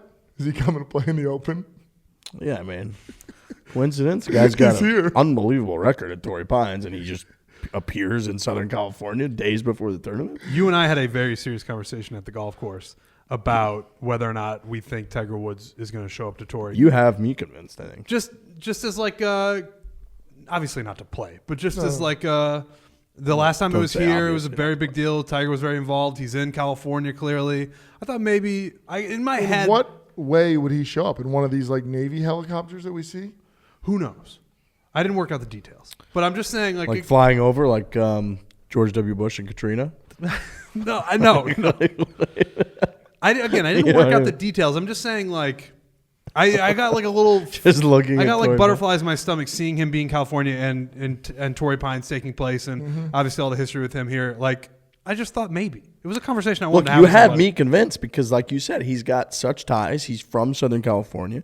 He's won at Torrey Pines like 1 billion times. The 2008 win has been amplified even more because of They put a plaque out there yes, today. how much it meant to him to play in that tournament, that he played it with a broken leg and a torn ACL and then won the thing. That you had me kind of convinced that like he might just appear on site. Now, would they treat him like a president that goes to like the Army Navy game? Like what would they treat him like? How would he can't just crutch around the thing. Like I don't know what he would do. It'd be a scene. That's all I know. No, he's got to be elevated. You can't have him in a cart. He's Yeah, got to be elevated. He's got to But hover. the clubhouse here like stinks, so it's not like Get like a golf cart version of the Pope Mobile. That'd be With awesome. the bulletproof glass around him. And he's just waving at people. That'd be pretty amazing. Dude, actually. I would a love golf that. cart that looks like the Pope Mobile. Tiger Woods driving around Torrey Pines. That's a magic moment. Dude in a red shirt. Yeah, yeah. Maybe just like a red tee. This is absurd. I love it. But it'd be amazing. It would be. I think if there were still no fans, be a good chance he would show up. No, you can't do it. No fans, and it's weird. Now he's gonna get people cheering and look, but People like are Trent just says, going nuts. no, but they got to look up at him like they do the Pope. Right. I agree with that wholeheartedly. If he's like, if you're looking down to the golf cart as he's driving by, it's like this is not right. He needs to be up. He needs to be elevated. And they're almost And there now- needs but- to be like red flags. Yeah. Some sort of like People need to be throwing roses at it. Right. Yes, and if he's in that situation, they could almost kind of do what they did with FDR for years. They prop him up. You can't even tell he's injured. Right. Where he's like sitting in this throne thing. He doesn't need the crutches, and the whole mobile moves on its own. And it's like he's back. He's just like conquered Torrey Pines I gotta be again. honest, it feels like kind of a miss if they don't do this. You know, agree. you said something Marketing interesting team. that I didn't know before. You said that he was only there for 24 hours. I saw that again from the TW Spot account. Okay. So Didn't we claim that was Trent years back? Well, we had a little bit of fun with it. The guy took it very personally. I know, which I Very we were laughing about it, but he never revealed his identity ever, so I just wanted to claim that it was me to then force him to be like. Which was a fun joke we did. Yeah, it was, but He ended up demanding an apology from Frankie, and he got one. Oh, wow. He just tweeted relentlessly for days, being like, "This." he was like, "You're ruining my reputation." Yeah, he said. Hey, yeah, I'm sorry that's right. to you out there. No, he said we were ruining his reputation, and Frankie specifically. He made Frankie apologize, and Frankie delivered a very heartfelt I gotta apology. remember I do this trust that account though when I see it now. Totally. That's why I yeah. brought it up on the show. Yeah, Because I only bring up things that have been vetted vigorously. right. Yeah. Yeah, we don't want another Brad Faxon No. segment on our hands. No.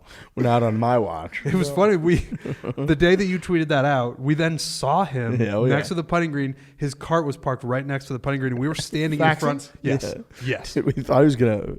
Yeah, I thought so. We were standing in front of a cart, just a random cart next to the putting green. Brad Faxon rolls up, gets into the cart, and I was like, he's going to run Riggs over. Dude, he literally, if he would have go just down? floored the cart, it would have just ran me over, and he would have eliminated me right there at the putting How green. close did he stop you? Did you look at him a little weird? No, it wasn't a stop. He slid into the cart. If this is the front of the cart, sorry for the listeners. Yeah. This is me. If that's Riggs Barstool. I'm huge. And you're gigantic in this scenario. Giant. And the putting green's right here. We're yucking it up, trying to get stuff. And then Brad Faxon just walks, and then we had to move. Yeah, we Otherwise, literally had to move. We were literally like Riggs was probably leaning on it at some Oh, point. wow. Yeah. Yeah, So might he's like, have this is even. my cart. You got to move. We just context clues. We were like, oh, this guy's getting in. We got to get out. Yeah. Yeah, I might have even rested my right leg on it at one point. Yeah. And That's this, how close this was we were. after you tweeted out. Hours later. Yeah. And he had also there's certain areas where people congregate. Yes. He had been in our shared area, and we had been watching him interact with some other people. And a notable name, especially to this show, who we're not going to mention, is reported that from someone that could see over my shoulder that he had gone up to him and Brad Faxon had tried to fist bump and even shake the hand of this person, and that this person declined, and that it looked a little bit contentious. So Well, if you decline a fist bump, I mean, I would say you hate each fighting other. words Right. Yeah. Yeah. I mean, if you're not even going to agree to a bump, right in front of your face, a There's point beef. blank bump. there's beef. There's big beef. That's beef. Yeah. And so things were Yes. we knew we were all both in the same vicinity. Sure, you know how you can kind of sense that guy knew I tweeted about him, and Absolutely. he's around, and we're all around, and then he gets in a cart, and me and Trent are standing right there. It was a little bit dicey for a second, It was. and then we were we were talking to the Auburn kid. What's his name? Do you remember his name? No. I hold on. I texted it earlier. He's great. Him and his crew are going to Pinehurst next week, so they came over and were chatting with us, and we were doing kind of Andrew Cozen, who qualified, who I think graduated from Auburn last year or Playing in the U.S. Open. Qualified. playing in the U.S. Yeah. Open. So we were chatting with him and his caddy and his boys, and we they were on one side of the fence, the player's side, we were on the other side, and then Faxon's cart was right there. So we kind of had a little bit of a posse, and then it was a little bit awkward where it was in order for him to clear his cart, which is also kind of a little bit of a, he's an elitist in this scenario. He has a cart. It's a good representation of what's going And on. we're just the common folk standing there, and he's going to run over the common folk with his Feels like you cart. had a couple Faxon interactions today. You shared a lot of mutual space. We did. And then we just buried him on the podcast today. So who knows what things I just didn't see it coming. I knew about the Brooks thing and how he'd been off on some of that, and then Meta comment comes up, and I'm like, "What's going on here?" And then we just talked about it for 25 minutes. Right. I looked at Brad Faxon when I walked in the other day. We were both getting COVID shots. No big deal. And COVID test. Thank you. And anyways. It'd be weird if you got a shot at COVID. Right. It would be very weird. We got our COVID test. And we're walking in together, and that's Brad Faxon. And now hearing all this, I'm like. Totally. Look, I'm not saying Brad Faxon's a terrible person. I legit just made some missteps. I reported a story. Right, and I would say, based on that story, I would say he made some missteps in his life. Yeah, and we all have.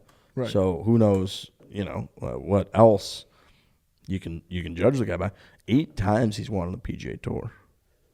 And regarded as one of the great putters of all time. I have used some of his tips. Yeah, I've used some of his putting tips in trying to work on my putting stroke and such. So Brad Faxon is, he's Brad Faxon. He's got kind of a legendary status and career, especially in today's game. They just don't love him in Meta comment.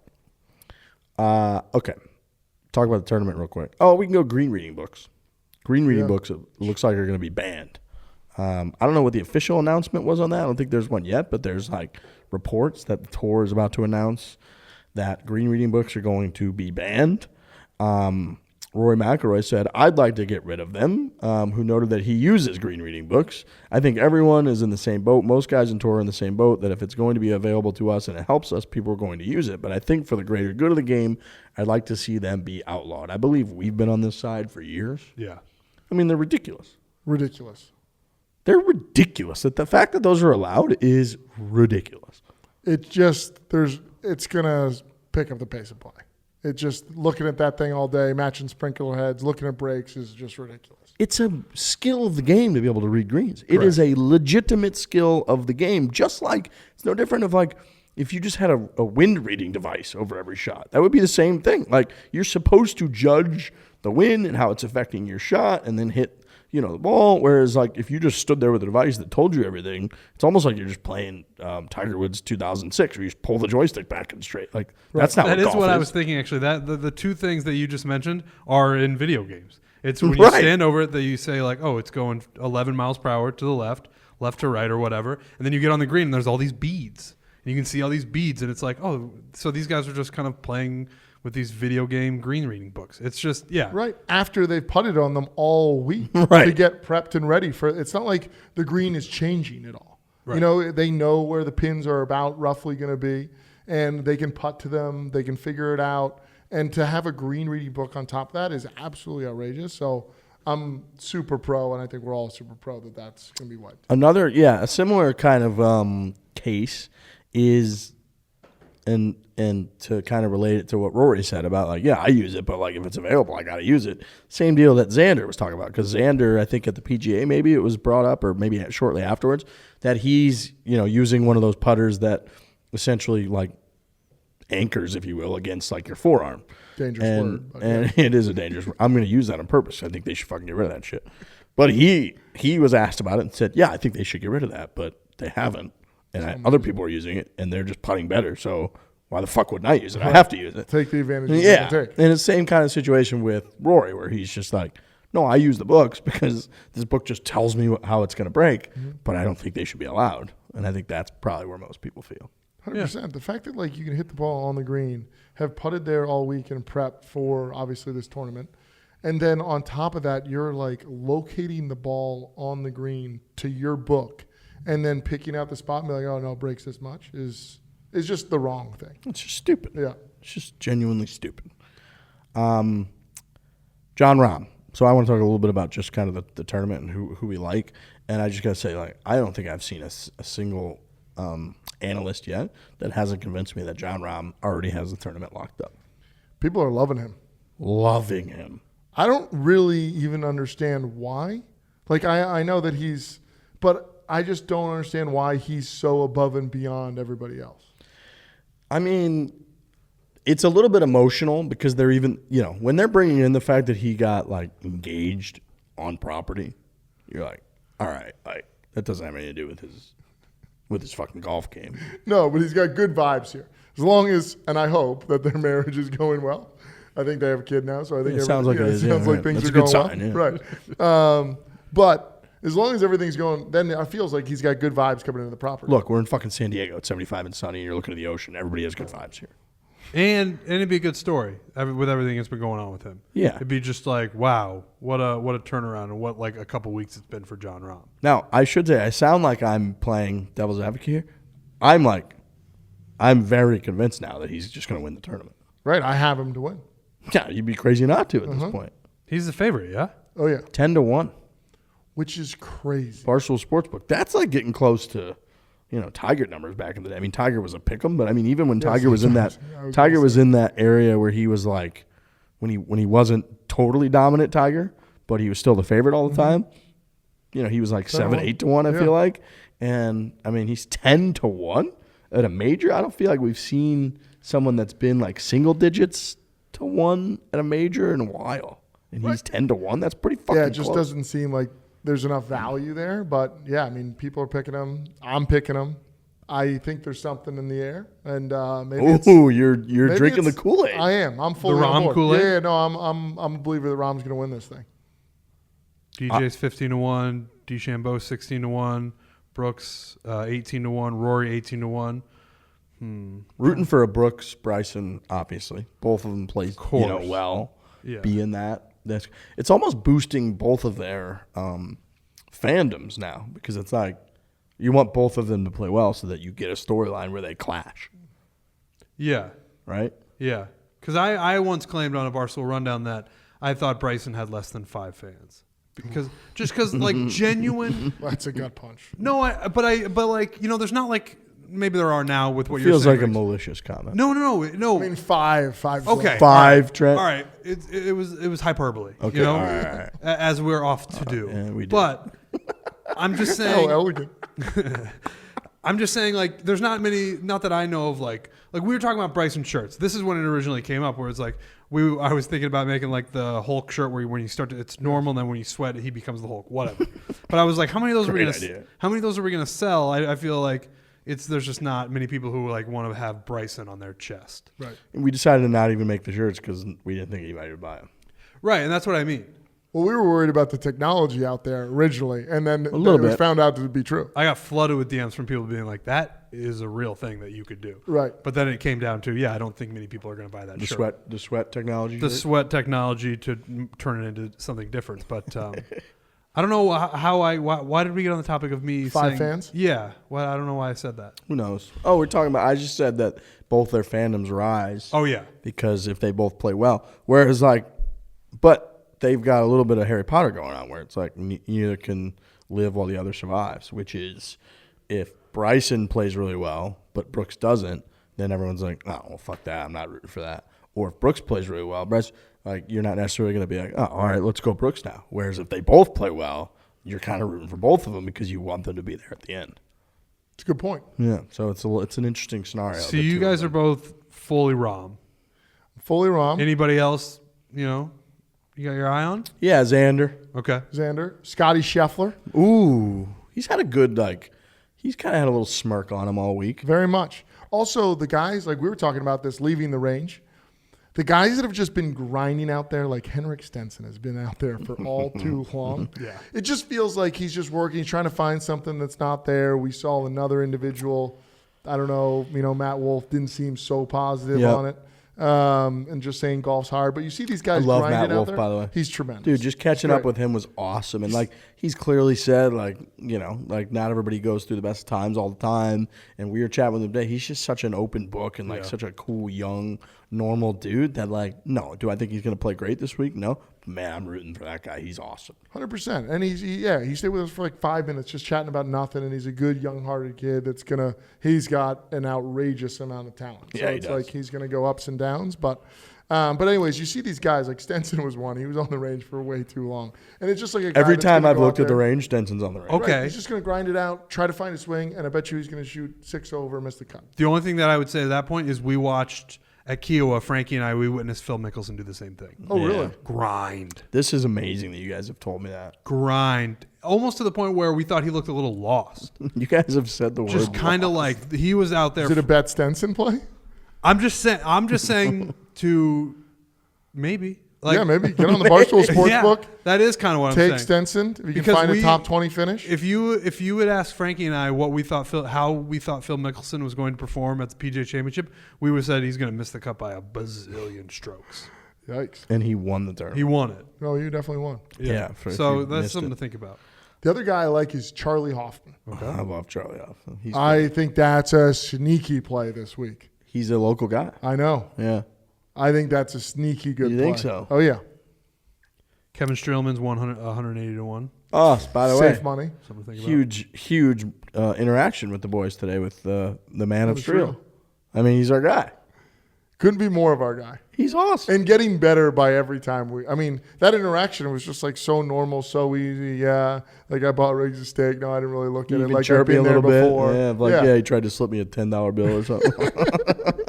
Yeah, he seems like a very nice and pretty normal guy. Yeah, he's great. The man of Streel. Matthew Fitzpatrick, we chatted with him today. Love Fitz. I feel like he would be a good U.S. Open player. He likes really hard golf courses. Mm-hmm. So I also said that about Wingfoot, and he just couldn't get it going. I think he missed the cut at Wingfoot.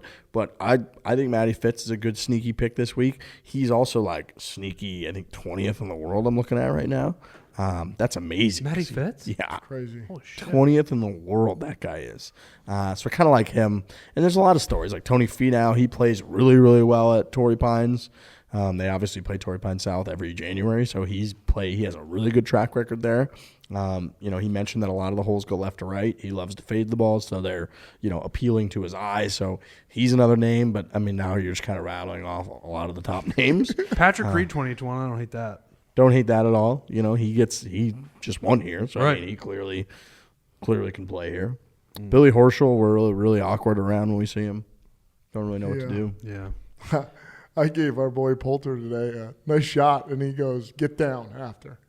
Poulter hit a drive off the sixth. Yeah. Explain that, because that was actually a funny interaction. It came from a good place. It did. Yeah. So Poulter, he's on the sixth. We're on the sixth for whatever reason. And anyways, first Cisco's the reason. I know. I saw the ad read. I was waiting. I didn't know when you wanted to jump in. Love Cisco. Lurch. They had 88 cameras. By the way, let's take a moment to talk about how good this 4D technology is, because you guys all saw my swing at the U.S. Women's Open, which was hideous. But you saw it, and you saw it in 4 dimensions. The thing where it starts at the side, and then it swirls over to the back, and then it goes up and then goes back to the side. 88 cameras they got with this thing. All week long, powered by Cisco, they're going to be able to have replay the footage from a 180-degree angle. You can go on and interact with it. You can manipulate it, where you look at everybody's swing on the app, the U.S. Open app. You can look at their swing, and you can pick which angle you're going to watch it from, all 88 different cameras, and basically fly around like a fucking ghost and pick how you want to watch Rory swing or anybody swing on the app. So Cisco, they're making it possible for fans to have an incredibly unique viewing experience, even better than last year. What's even better, you can actually interact, like I said, control the footage. So essentially you're kind of like God with a camera. They said manipulate. You can manipulate the camera any way that you want to basically view the swing from a different angle. It's awesome. So download the U.S. Open app directly from the App Store. This is something extremely cool, extremely unique that our friends at Cisco are making possible. They also were there for the LTP. They made it possible for all those young ladies to meet their families that were graduating, that were playing their last collegiate round, and we all saw those moments. So Cisco's awesome. They do a great job. We did it. I mean, we've swung. Oh, yeah. No, I can't wait to see my swing. I'm actually excited, too. I pushed my ball 250 yards right. So I'm going to be as open as you can potentially be in that 40 video, whatever. Yeah, you'd probably be a little open at impact. Oh, boy. I can't wait to see it. Riggs hit a good one. I hit a good one. Trent, you hit a good one. I hit a good one, too, yeah. I will say, did you say I hit a good one so that I would say you hit a good one? 100%. Yeah. To be fair to me, your first ball that I saw this weekend was horrible with Kisner. Your first ball in that tee box was also horrible. It wasn't horrible. It bounced in the rough. And then went into the crud. Potentially, yeah. My first ball was bad too. So I think my next swing is going to be tremendous. All right, that's fair. That's a fair point. Yeah. Cisco was great. We were staying on the 6T because we were filming our swings, which you'll be able to see on the internet with Cisco. But Poulter rolled up. So Poulter rolls up. First ball, he actually pushes right. Now I think it went into the crud. It might have cleared, but it was on a bad line, a line that he didn't want. A Riggs line. A Riggs line, very much. First attempt. Right. Tees up a second ball. We've always had maybe an interesting relationship with Poulter. What an interesting way for you to put that. Right. I mean, because it's been not great. Yeah. I do like his energy a lot. What he showed, with his international buds. I just like his kind of upbeat energy. There is some downfalls to him that you, Riggs, have mentioned quite a few times. But regardless, second shot, I mean, it sounded good on the face, looked good. I thought was on a good line. And I think I said, oh, that's a beauty. And then he quickly said, get down. Yeah. In your defense, it's a hard dog leg right. Hard dog leg. At all angles right. So, he hit it dead straight. That looked great. But, you needed it to cut. And so, anyways, we kind of had a weird back and forth. And I didn't want it to be kind of dead air after that because he's walking off. I think at that moment he was probably like, oh, they chirped me again. Beauty.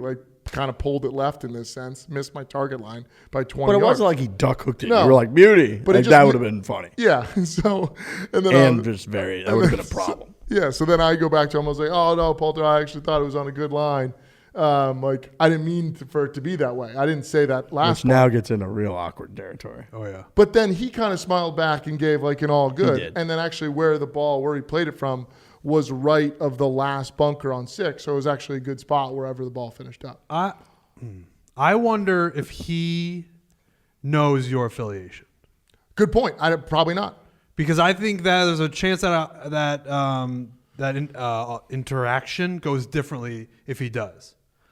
You think it goes much worse? Just different. Yeah. I mean, I'm standing there with you two guys. I'm always curious, and we talked about this a little bit earlier now. today, like, most of these players have blinders on when they're out there. They're just kind of like, I'm focused on me. This is a practice round. I got to figure this shit out before the tournament starts.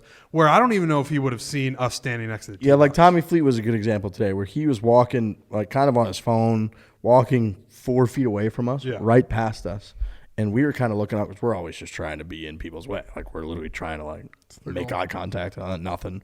So then I just said like, good luck this week, Tommy. And he kind of gave a little bit like, thanks. And then he looked and I was like, oh, boys. And like came over and chatted with us for a couple minutes.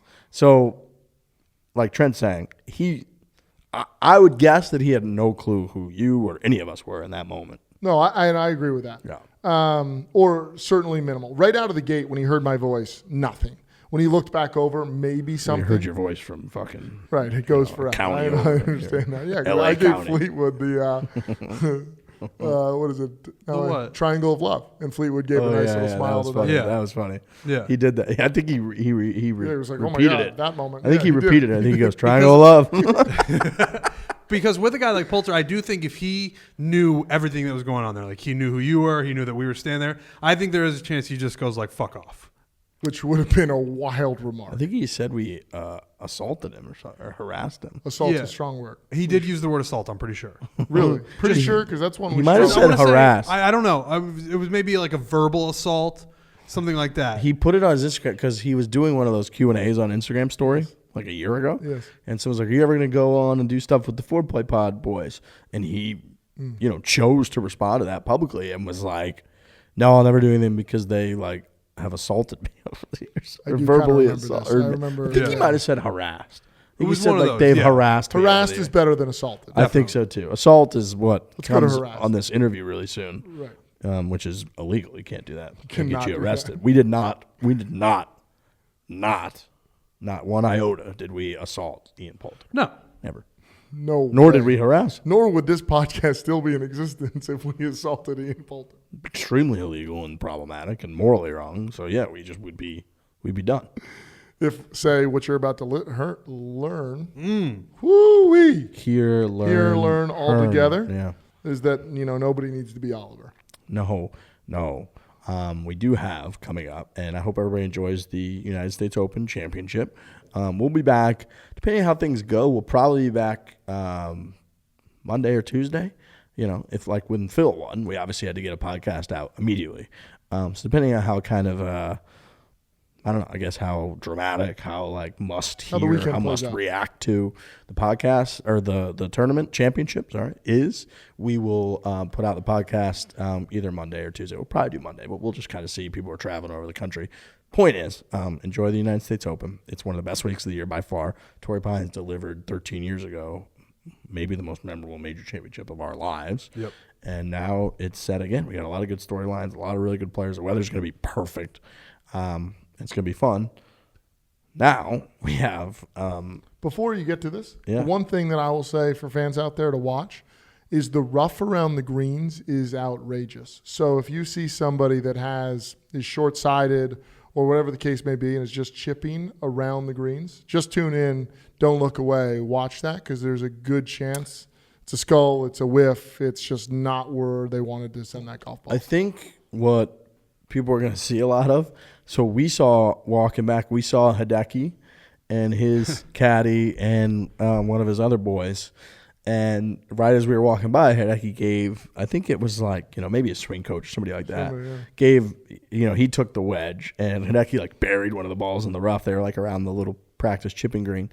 And we saw his boy take like 2 practice swings that were full swing. I'm talking, he was probably 8 yards from the green and maybe 11 yards from the pin. Like he was very close to the green. Took a full swing, caught it a little thin, and it just barreled way over the green, like into the parking lot. And I think we're going to see a lot of stuff like that where guys are taking pretty full swings because it's like you're in hay, basically, when you're right next to the green. And there's going to be a lot, I think, that like you see a big swing and the ball just comes up short and disappears again. Or when they catch it cleaner than they thought and, like you said, just barrel it over the green. So it's going to be fascinating around the greens. I think generally around like the fairway rough and all that, I don't think it's going to be anything crazy out of the that's ordinary. what the players are saying. They're saying it's pretty fair, fairway rough, not bad. Where they're killing them is around the green rough. If you miss greens, you're absolutely hosed. And there'll be the odd lie or two that people do get around the fairway rough where they just got to hack it out, obviously, where you get a horrible break, whatever. But I think generally they can get it up in near and around the greens. But around the green, when you miss it, the greens have some crazy undulations to them, as we saw, and the rough's ridiculous. So I think you're going to see some crazy golf and action around the greens. Thursday, so tonight, 8 p.m. Eastern, we have do we have Trent, or is that next week? That's next week. I believe the Torrey Pines video is Friday. Friday. Our full rounds at Torrey Pines from 7,800 yards. So Friday we have from 7,800 yards. At what time are we putting that puppy out? 3 p.m. Eastern. We are going to put out us playing Torrey Pines from 7,800 yards, which is about 150 to 200 yards longer than they're playing it this week, because we just wanted to go all the way back. So that video will be out on our YouTube, and I would like to use this opportunity to call out for YouTube, a few names. Oh, yeah. And I'm going to kind of steal. Are you going to steal that? No, I don't know that I should steal it. Are you going to? Feels like a steal. Well, we can just talk Can't about speak it. up. Should we just talk about it? Yeah, we should. I'm going to call out Katie. Okay, no, that's fine, because that's not the name of the person that we ran into. Oh. See what I did there? You did me a solid. Well, what I wanted to do was I wanted to, call out a female name to all of our female listeners out there. So all the Katies out there, my sister name's actually Kate. So Katie, beautiful name, fantastic. And you probably have been wondering for months now why we haven't been calling your name when we ask people to subscribe to the YouTube channel. You've been sitting there hovering over the button being like, I wish these fucking guys would to subscribe. And so now we're doing it. So Catherine, Kate, Katie, all versions of that name, please subscribe to the Fore Play Golf YouTube channel. And what brought this about is that we were walking around Torrey Pines, just checking things out, talking to players, doing our thing, and a female listener came up to us and said, why don't you guys ever call out female names for the YouTube subscribers? And we thought, that's a great idea. I think we might have done it earlier on when we first started calling out names. We were like, we're going to do guys, we're going to do girls. It's going to be the whole thing. But I think it's been a while since we called I can't out really remember a to girl's female name. listeners I and think you subscribers. keep making that up to make us feel better about ourselves. I do? Yeah, I don't think we ever mentioned. But I hope that you're females' right. I'm Very pretty bad. sure that we did. All right, good. At least one of us did early on. Maybe like a Stevie situation. No. I think there was more than that. No, I think it was. No, I think you're wrong. But Riggs thinks it never happened, I'm with just Rick. keep agreeing with which you. is fair. But so the name that I'm going to call out is the name of the person that we ran into, Stephanie. Any of the Stephanies out there, subscribe to the Fore Play YouTube channel. Tons of videos coming out. Breaking 100, travel series, the Torrey Pines video, all that stuff. So all the Stephanies out there, subscribe, please. I'll follow suit. I'll give Jess. If your name's Jessica, Okay. get out there, subscribe. Appreciate that. Appreciate the watch. Look forward to you seeing us just absolutely struggle from Torrey Pines from the back. And it was, man, we had, you guys had flown all the way across the country. We were up in San Francisco. Then we flew that night after playing Olympic Club, which sounds like, champagne problems. But point is, flew all the way down. Then, got Torrey, went to sleep, woke up, played Torrey from 7,800 yards, and we just were not impressive. And it's a very funny video. So There will be a disclaimer at the beginning of this video, but I want to say it now. This was before I visited John Tillery. Yes. Because the timelines are confusing, and that probably gives you a little peek into how I played at Torrey Pines, but I want people to know that it was before I saw John Tillery. you were not yet in the Till gang. I was not. Yeah. Now I'm firmly planted in the Till gang. Mm-hmm.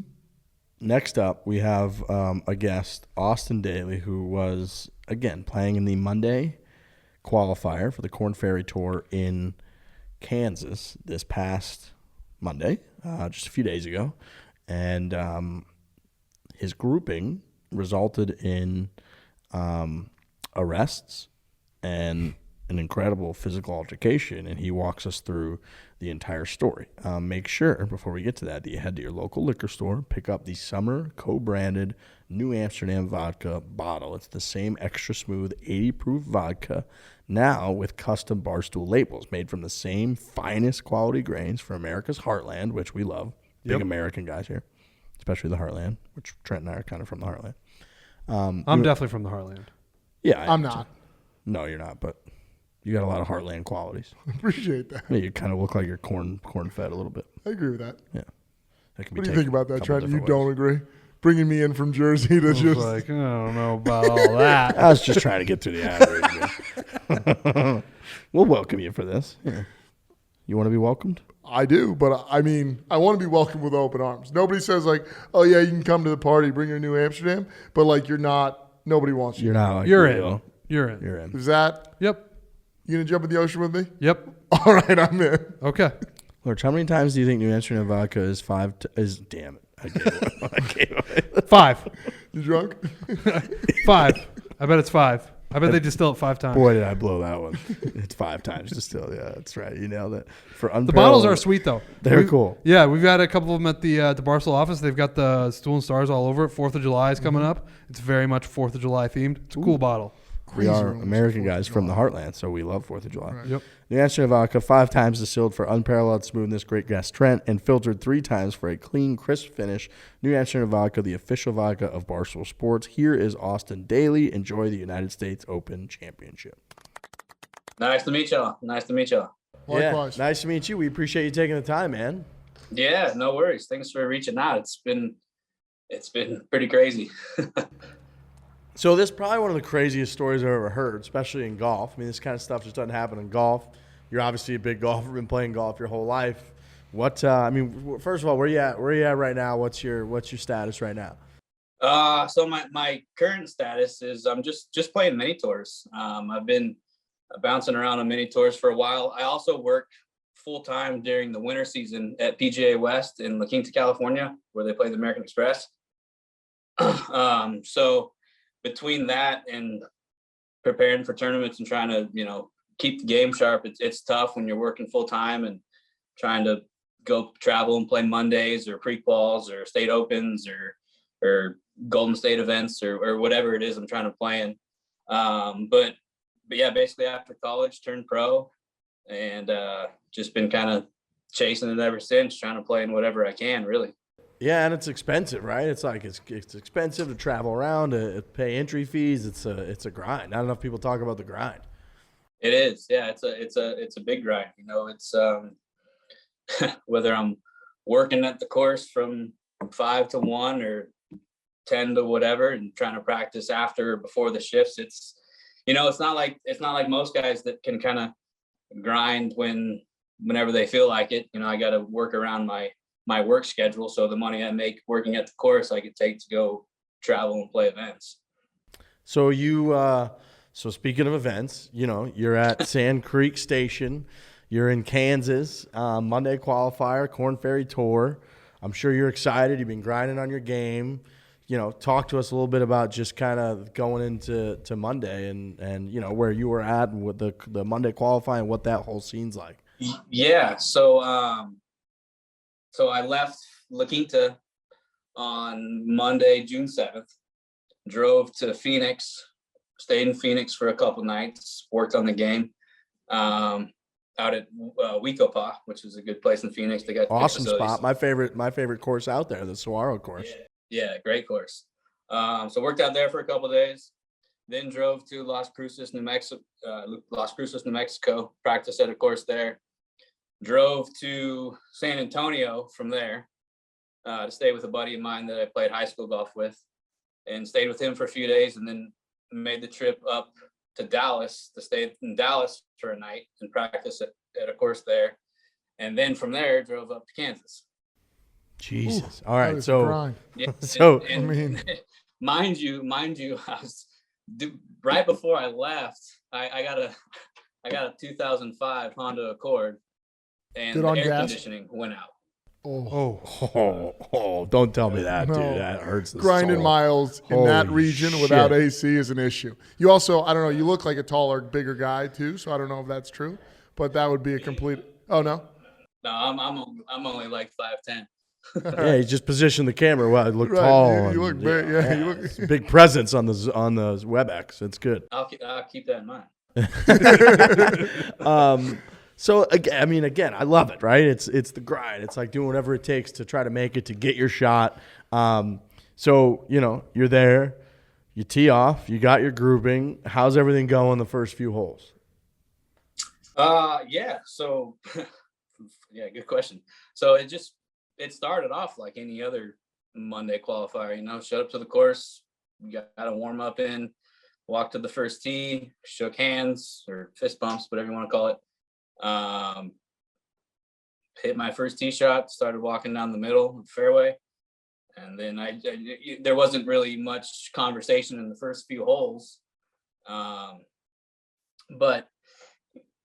I mean, you can kind of get a feel for what your playing partners are like, and if there's going to be much talking, if you guys are gonna not quote unquote hit it off, but if you're gonna want to talk to each other to begin with. And then after the first few holes, we got to the third hole, and the guy that was also in the group, Derek, Luke and his dad had walked off the green early, and then after me and Derek finished the hole, Derek looked at me and he goes, "Man, this guy's just something else, for a lack of a better word." And that's when I was like, yeah, I mean, it just, he's a young college kid out there trying to play with the professionals, and it just went sour very fast. So this goes on for a few holes. You're kind of, and look, everybody's been in a pairing, right? You can read people. Like, nobody can hide during a round of golf. Exactly. It's 5 hours, whatever it is. Like, you're going to have ups, you're going to have downs, whoever you are as a person, however you handle those moments, like that gets revealed. So you're realizing this. You're playing, like you said, so we set the stage for everybody. It's a threesome. It's you, Derek, and then Luke. And Luke has his dad caddying for him. Is that correct? Yeah, the daddy caddy. Oh boy, that's like a That home was dresser nice. in hockey. That's just brutal. Daddy caddy is Amazing. ugly. Amazing line. God damn. God, it makes me so I like that we're kind of learning about the ins and outs. It of A daddy really caddy. feels. It really feels like we're building up towards something. We all know what it is, but we're doing a very good job of building towards it, and I think people are starting to get excited. I'm getting excited. Me too. No, not at your expense, or I'm glad that you're safe. No, yeah, we can laugh about it now. So we get to, I believe, 6th or 7th hole, and things go, from sour to pretty unbelievable. From your vantage point, kind of describe the whole thing going, from a golf round to the reason that you're pretty much here right now. Yeah. So let's see, 1, 2, 3, 4. On 5, I think on 5, Derek had hit 2 balls left into the crap. And so as we're walking up, I started helping him look for that ball. I actually find that ball so he could hit it. And then I go over to my ball in the fairway, hit it on the green, pick up his provisional, and then bring it to him while we're on the green. But while me and Derek are looking for his ball, Derek makes a comment like, "Man, these guys they're not going to help us look for a ball, are they? Like, they're just lost in their own world. They're not getting flag sticks. When you're first in, if you bring a caddy, the caddy should know to be the one that puts the flag stick in." His dad, Especially a daddy caddy, right? What's that? Especially a daddy caddy. Especially a daddy caddy, yeah, especially a daddy caddy. Everybody knows that. And so then we get to the next hole, and Derek hits 2 balls left into the crap again.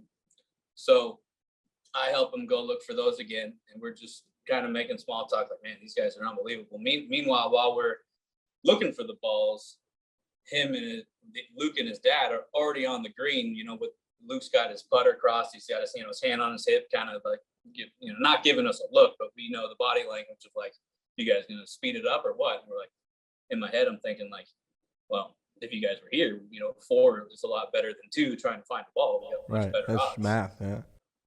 And so we're just like, wow, like this is crazy. So we finish out that hole. Derek had unfortunately made a 7. So Luke had asked him what he made, and he told him 7. And then he asked him again on the tee box, and you can kind of tell Derek was getting a little agitated about that. It's like, dude, I told you once already. You should just pay attention. If you were helping us look, you would have known, rather than just getting up on the green and waiting and just being a clown.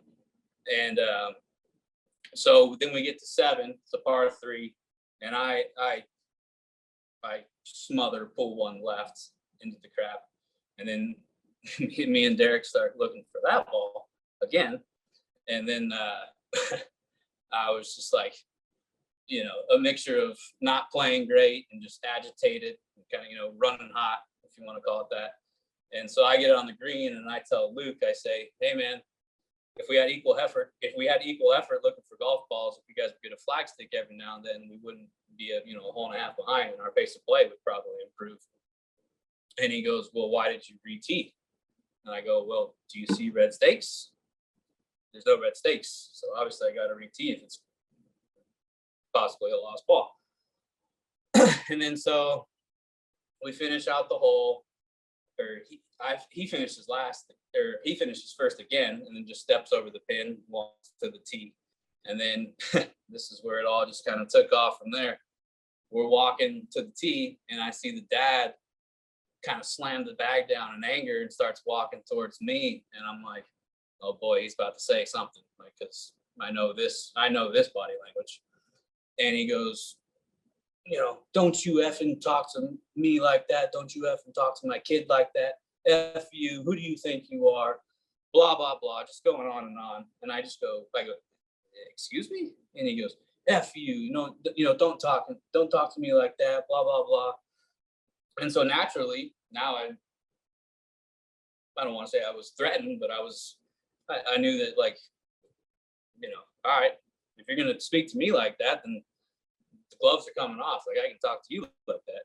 So I just basically said, F you, who do you think you are? You're out here caddying. You're not doing what you're supposed to do. You might be some big swinging dick at some company, but here you're a caddy. So be a caddy. And he didn't like that. And so he took offense for that. Let me stop you right there. At this point, do you think at any point it'll get physical? Like, is that in the back of your head?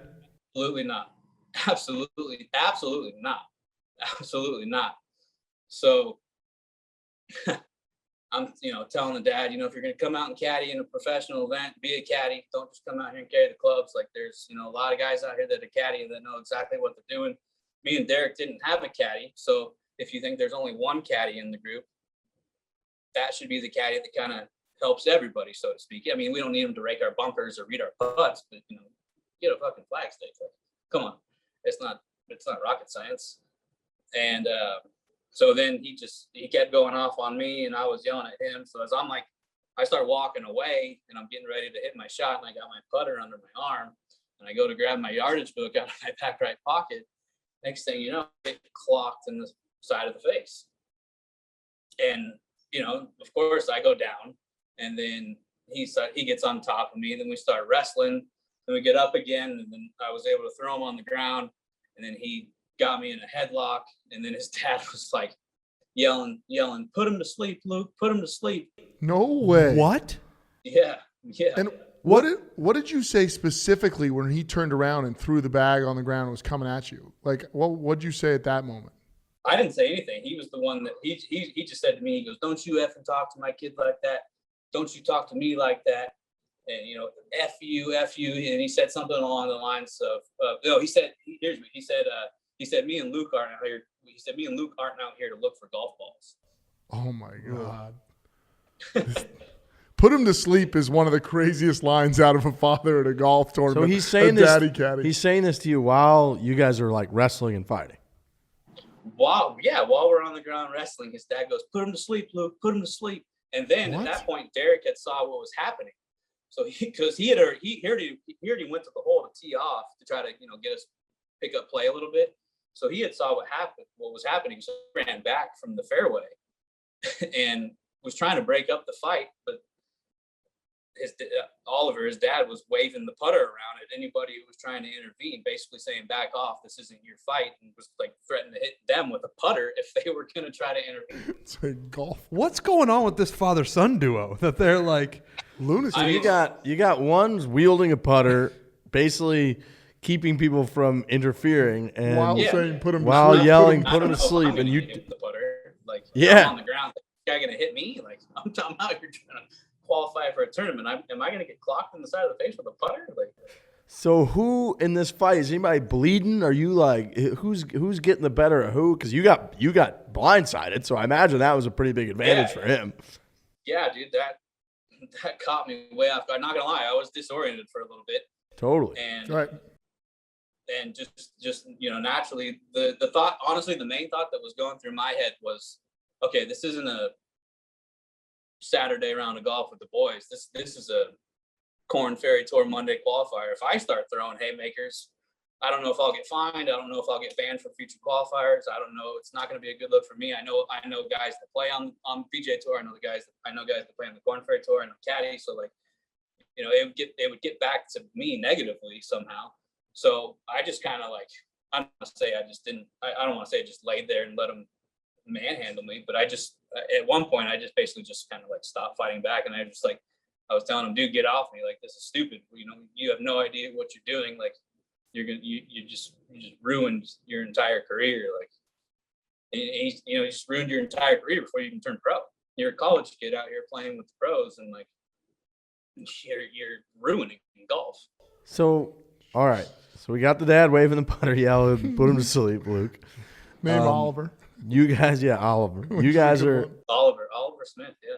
Eventually, this gets broken up. How did it get broken up? Who was able to like penetrate the force field of Oliver and his putter waving? What happened? Yeah, it basically just, his dad actually finally said, all right, let him go, Luke. And then Luke goes, call me uncle, and I'll let you go. And I go, dude, shut up. Just let me go. And then he starts pulling my head back, and he goes, and then finally it just was ended. And he goes, you're lucky I didn't break your arm. We're going to get up right now. We're going to finish this round of golf, and we're going to go our separate ways. And I go, I highly doubt that's going to happen. imagine thinking after all that, it was like, all right, We're let's good. put this ball on this tee and let's finish out this All round. right. Who's got the honor here? You or me? This will actually surprise you guys. I actually hit a tee shot on the next hole. Really? And, Wow. yeah, I was shaking. Like, I was so mad. I was so fired up. And like, the last thing I wanted to do was just get in a fight on a golf course. You get in a fight anywhere, let alone a golf course, let alone in a Monday qualifier for a Korn Ferry Tour event. And so like, yeah, I hit my tee shot, and I hit it a million yards right, and just started walking down the fairway. And I told Derek, I said, hey man, I'm out of here. Like, I'm leaving. And at that point, the group behind us, I guess, had called the golf shop. So there was just a sea of golf carts flooding the 8th hole.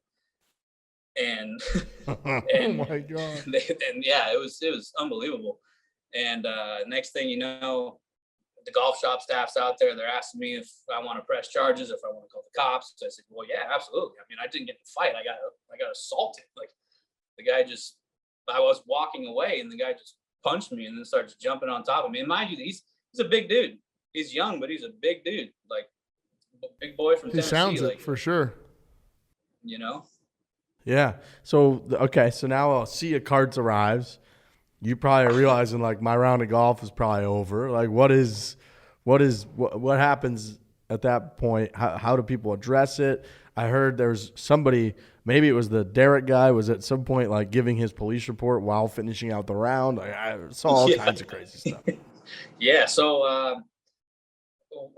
don't know who the person was that worked at the course, but they drove me in a cart back to the clubhouse. Somebody else took Luke and his dad in the cart back to the clubhouse. By the time I had got back to the clubhouse, the cops were already there. I had a little cut like under my lip, and then I guess I had some blood on my chin. And I walked in the golf shop, and the lady was like, she's like, oh, do you need a towel to clean your face up? And I'm like, well, why? She's like, well, you have blood on your face. I was like, I have blood on my face? Jesus. And I didn't even know. And So then she walked outside to see what was going on. And she walked in and she's like, yeah, based on what that dad and kid are saying out there, it's, seems like the apple didn't fall too far from the tree. And They're just crazy people. And people were coming inside, just trying to make sure I was all right, making sure asking me if I needed anything. And they're like, is this your first time in Kansas? I was like, yeah, it's my first time in Kansas.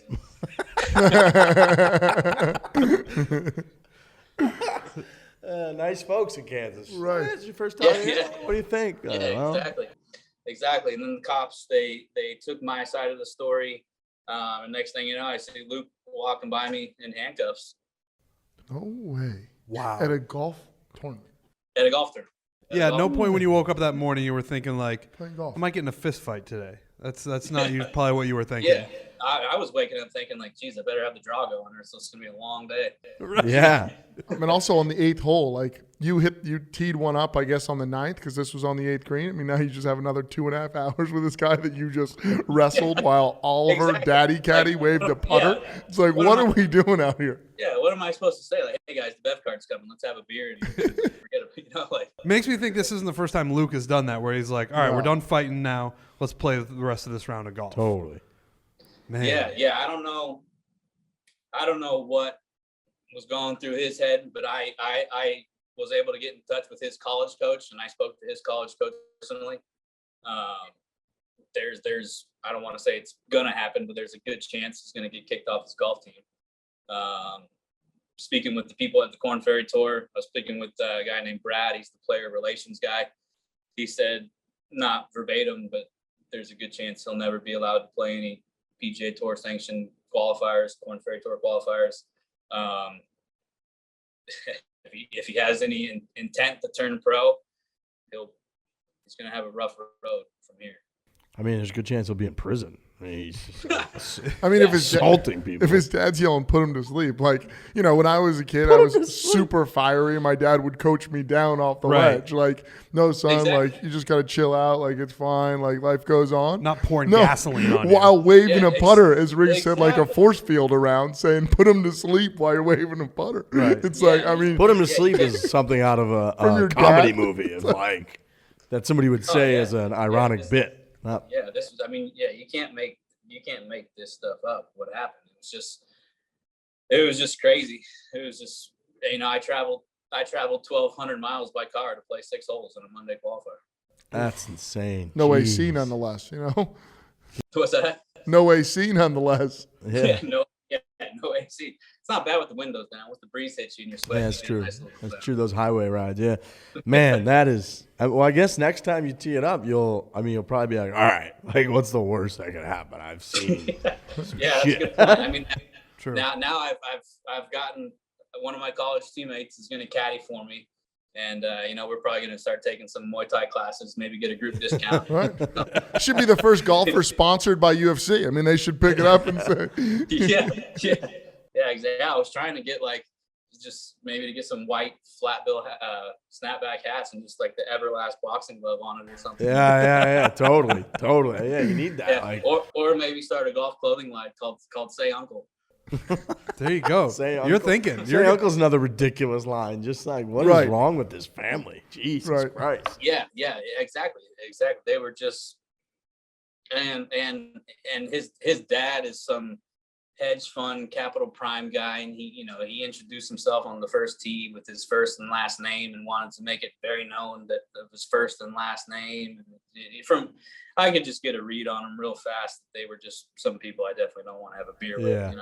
Oh yeah. He's like Oliver Smith III from then. You're like, all right, bro, that's fine. I'm Austen. Let's peg it. Let's do this. Wow. Right. You can still be a good person no matter who you are. I mean, what the hell is that? Oliver's saying, put him to sleep, and then his son saying, call me uncle. It's like, what are we even doing out here? Yeah, they're exactly. The O'Doyle rules. That's like that's they are. They really are like the O'Doyle family. And we all saw what happened to the O'Doyles at the end of the movie. They did. They flew right off a cliff in a station wagon. We saw exactly what happened. They did. Yeah. I know. No, it was sad. It was a bummer for them. You looked at me like you didn't know who the O'Doyles were. No, I mean, it was just, It was a funny reference. Yeah, they are that family though. That's a good call. Big time. Wow. So what's next? When are you teeing it again? We gotta follow you now and make sure you finish. Good question. So I was gonna go next week. Korn Ferry Tours in Maine, so I'm not gonna do that one. Then there's a week off, and then the next Monday is in Colorado.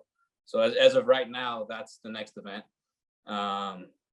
And then just trying to do as many Mondays on the Korn Ferry Tour as possible. Luckily, I don't have to, work much at PGA West this season or this summer, so I can kind of have a pretty flexible schedule. The guys that I work for are some of my best friends, so they're pretty cool with like letting me take time off and travel and play tournaments whenever I want. So, but as of right now, yeah, next one's probably going to be Colorado, unless I can find something between. I'm in Fort Worth, Texas right now, so unless I can find something between here and there to play. What's the entry fee to like a Korn Ferry Tour qualifier, Monday qualifier?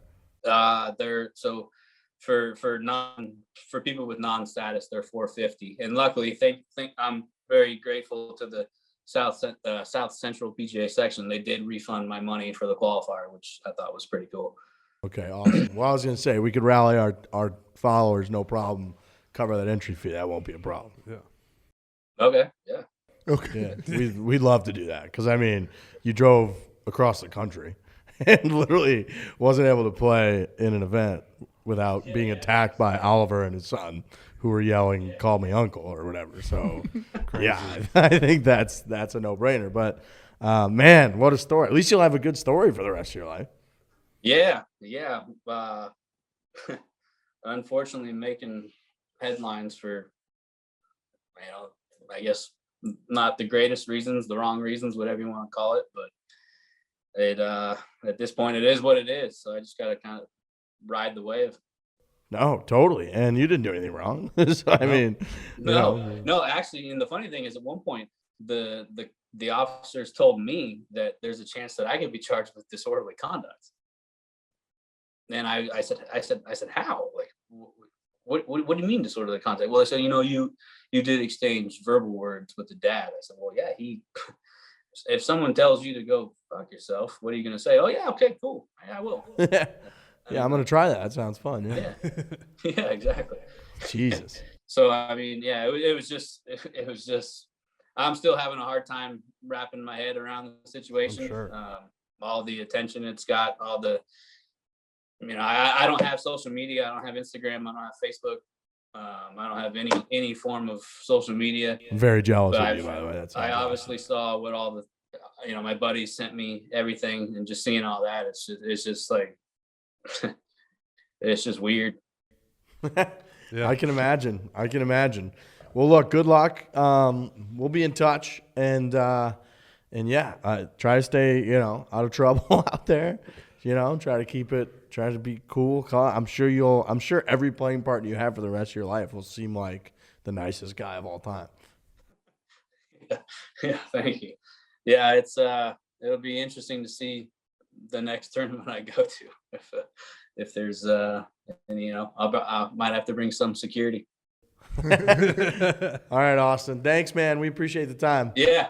Thank you guys. Thank you, man. Likewise. Have a Great to good meet one. you. Yeah, same to y'all.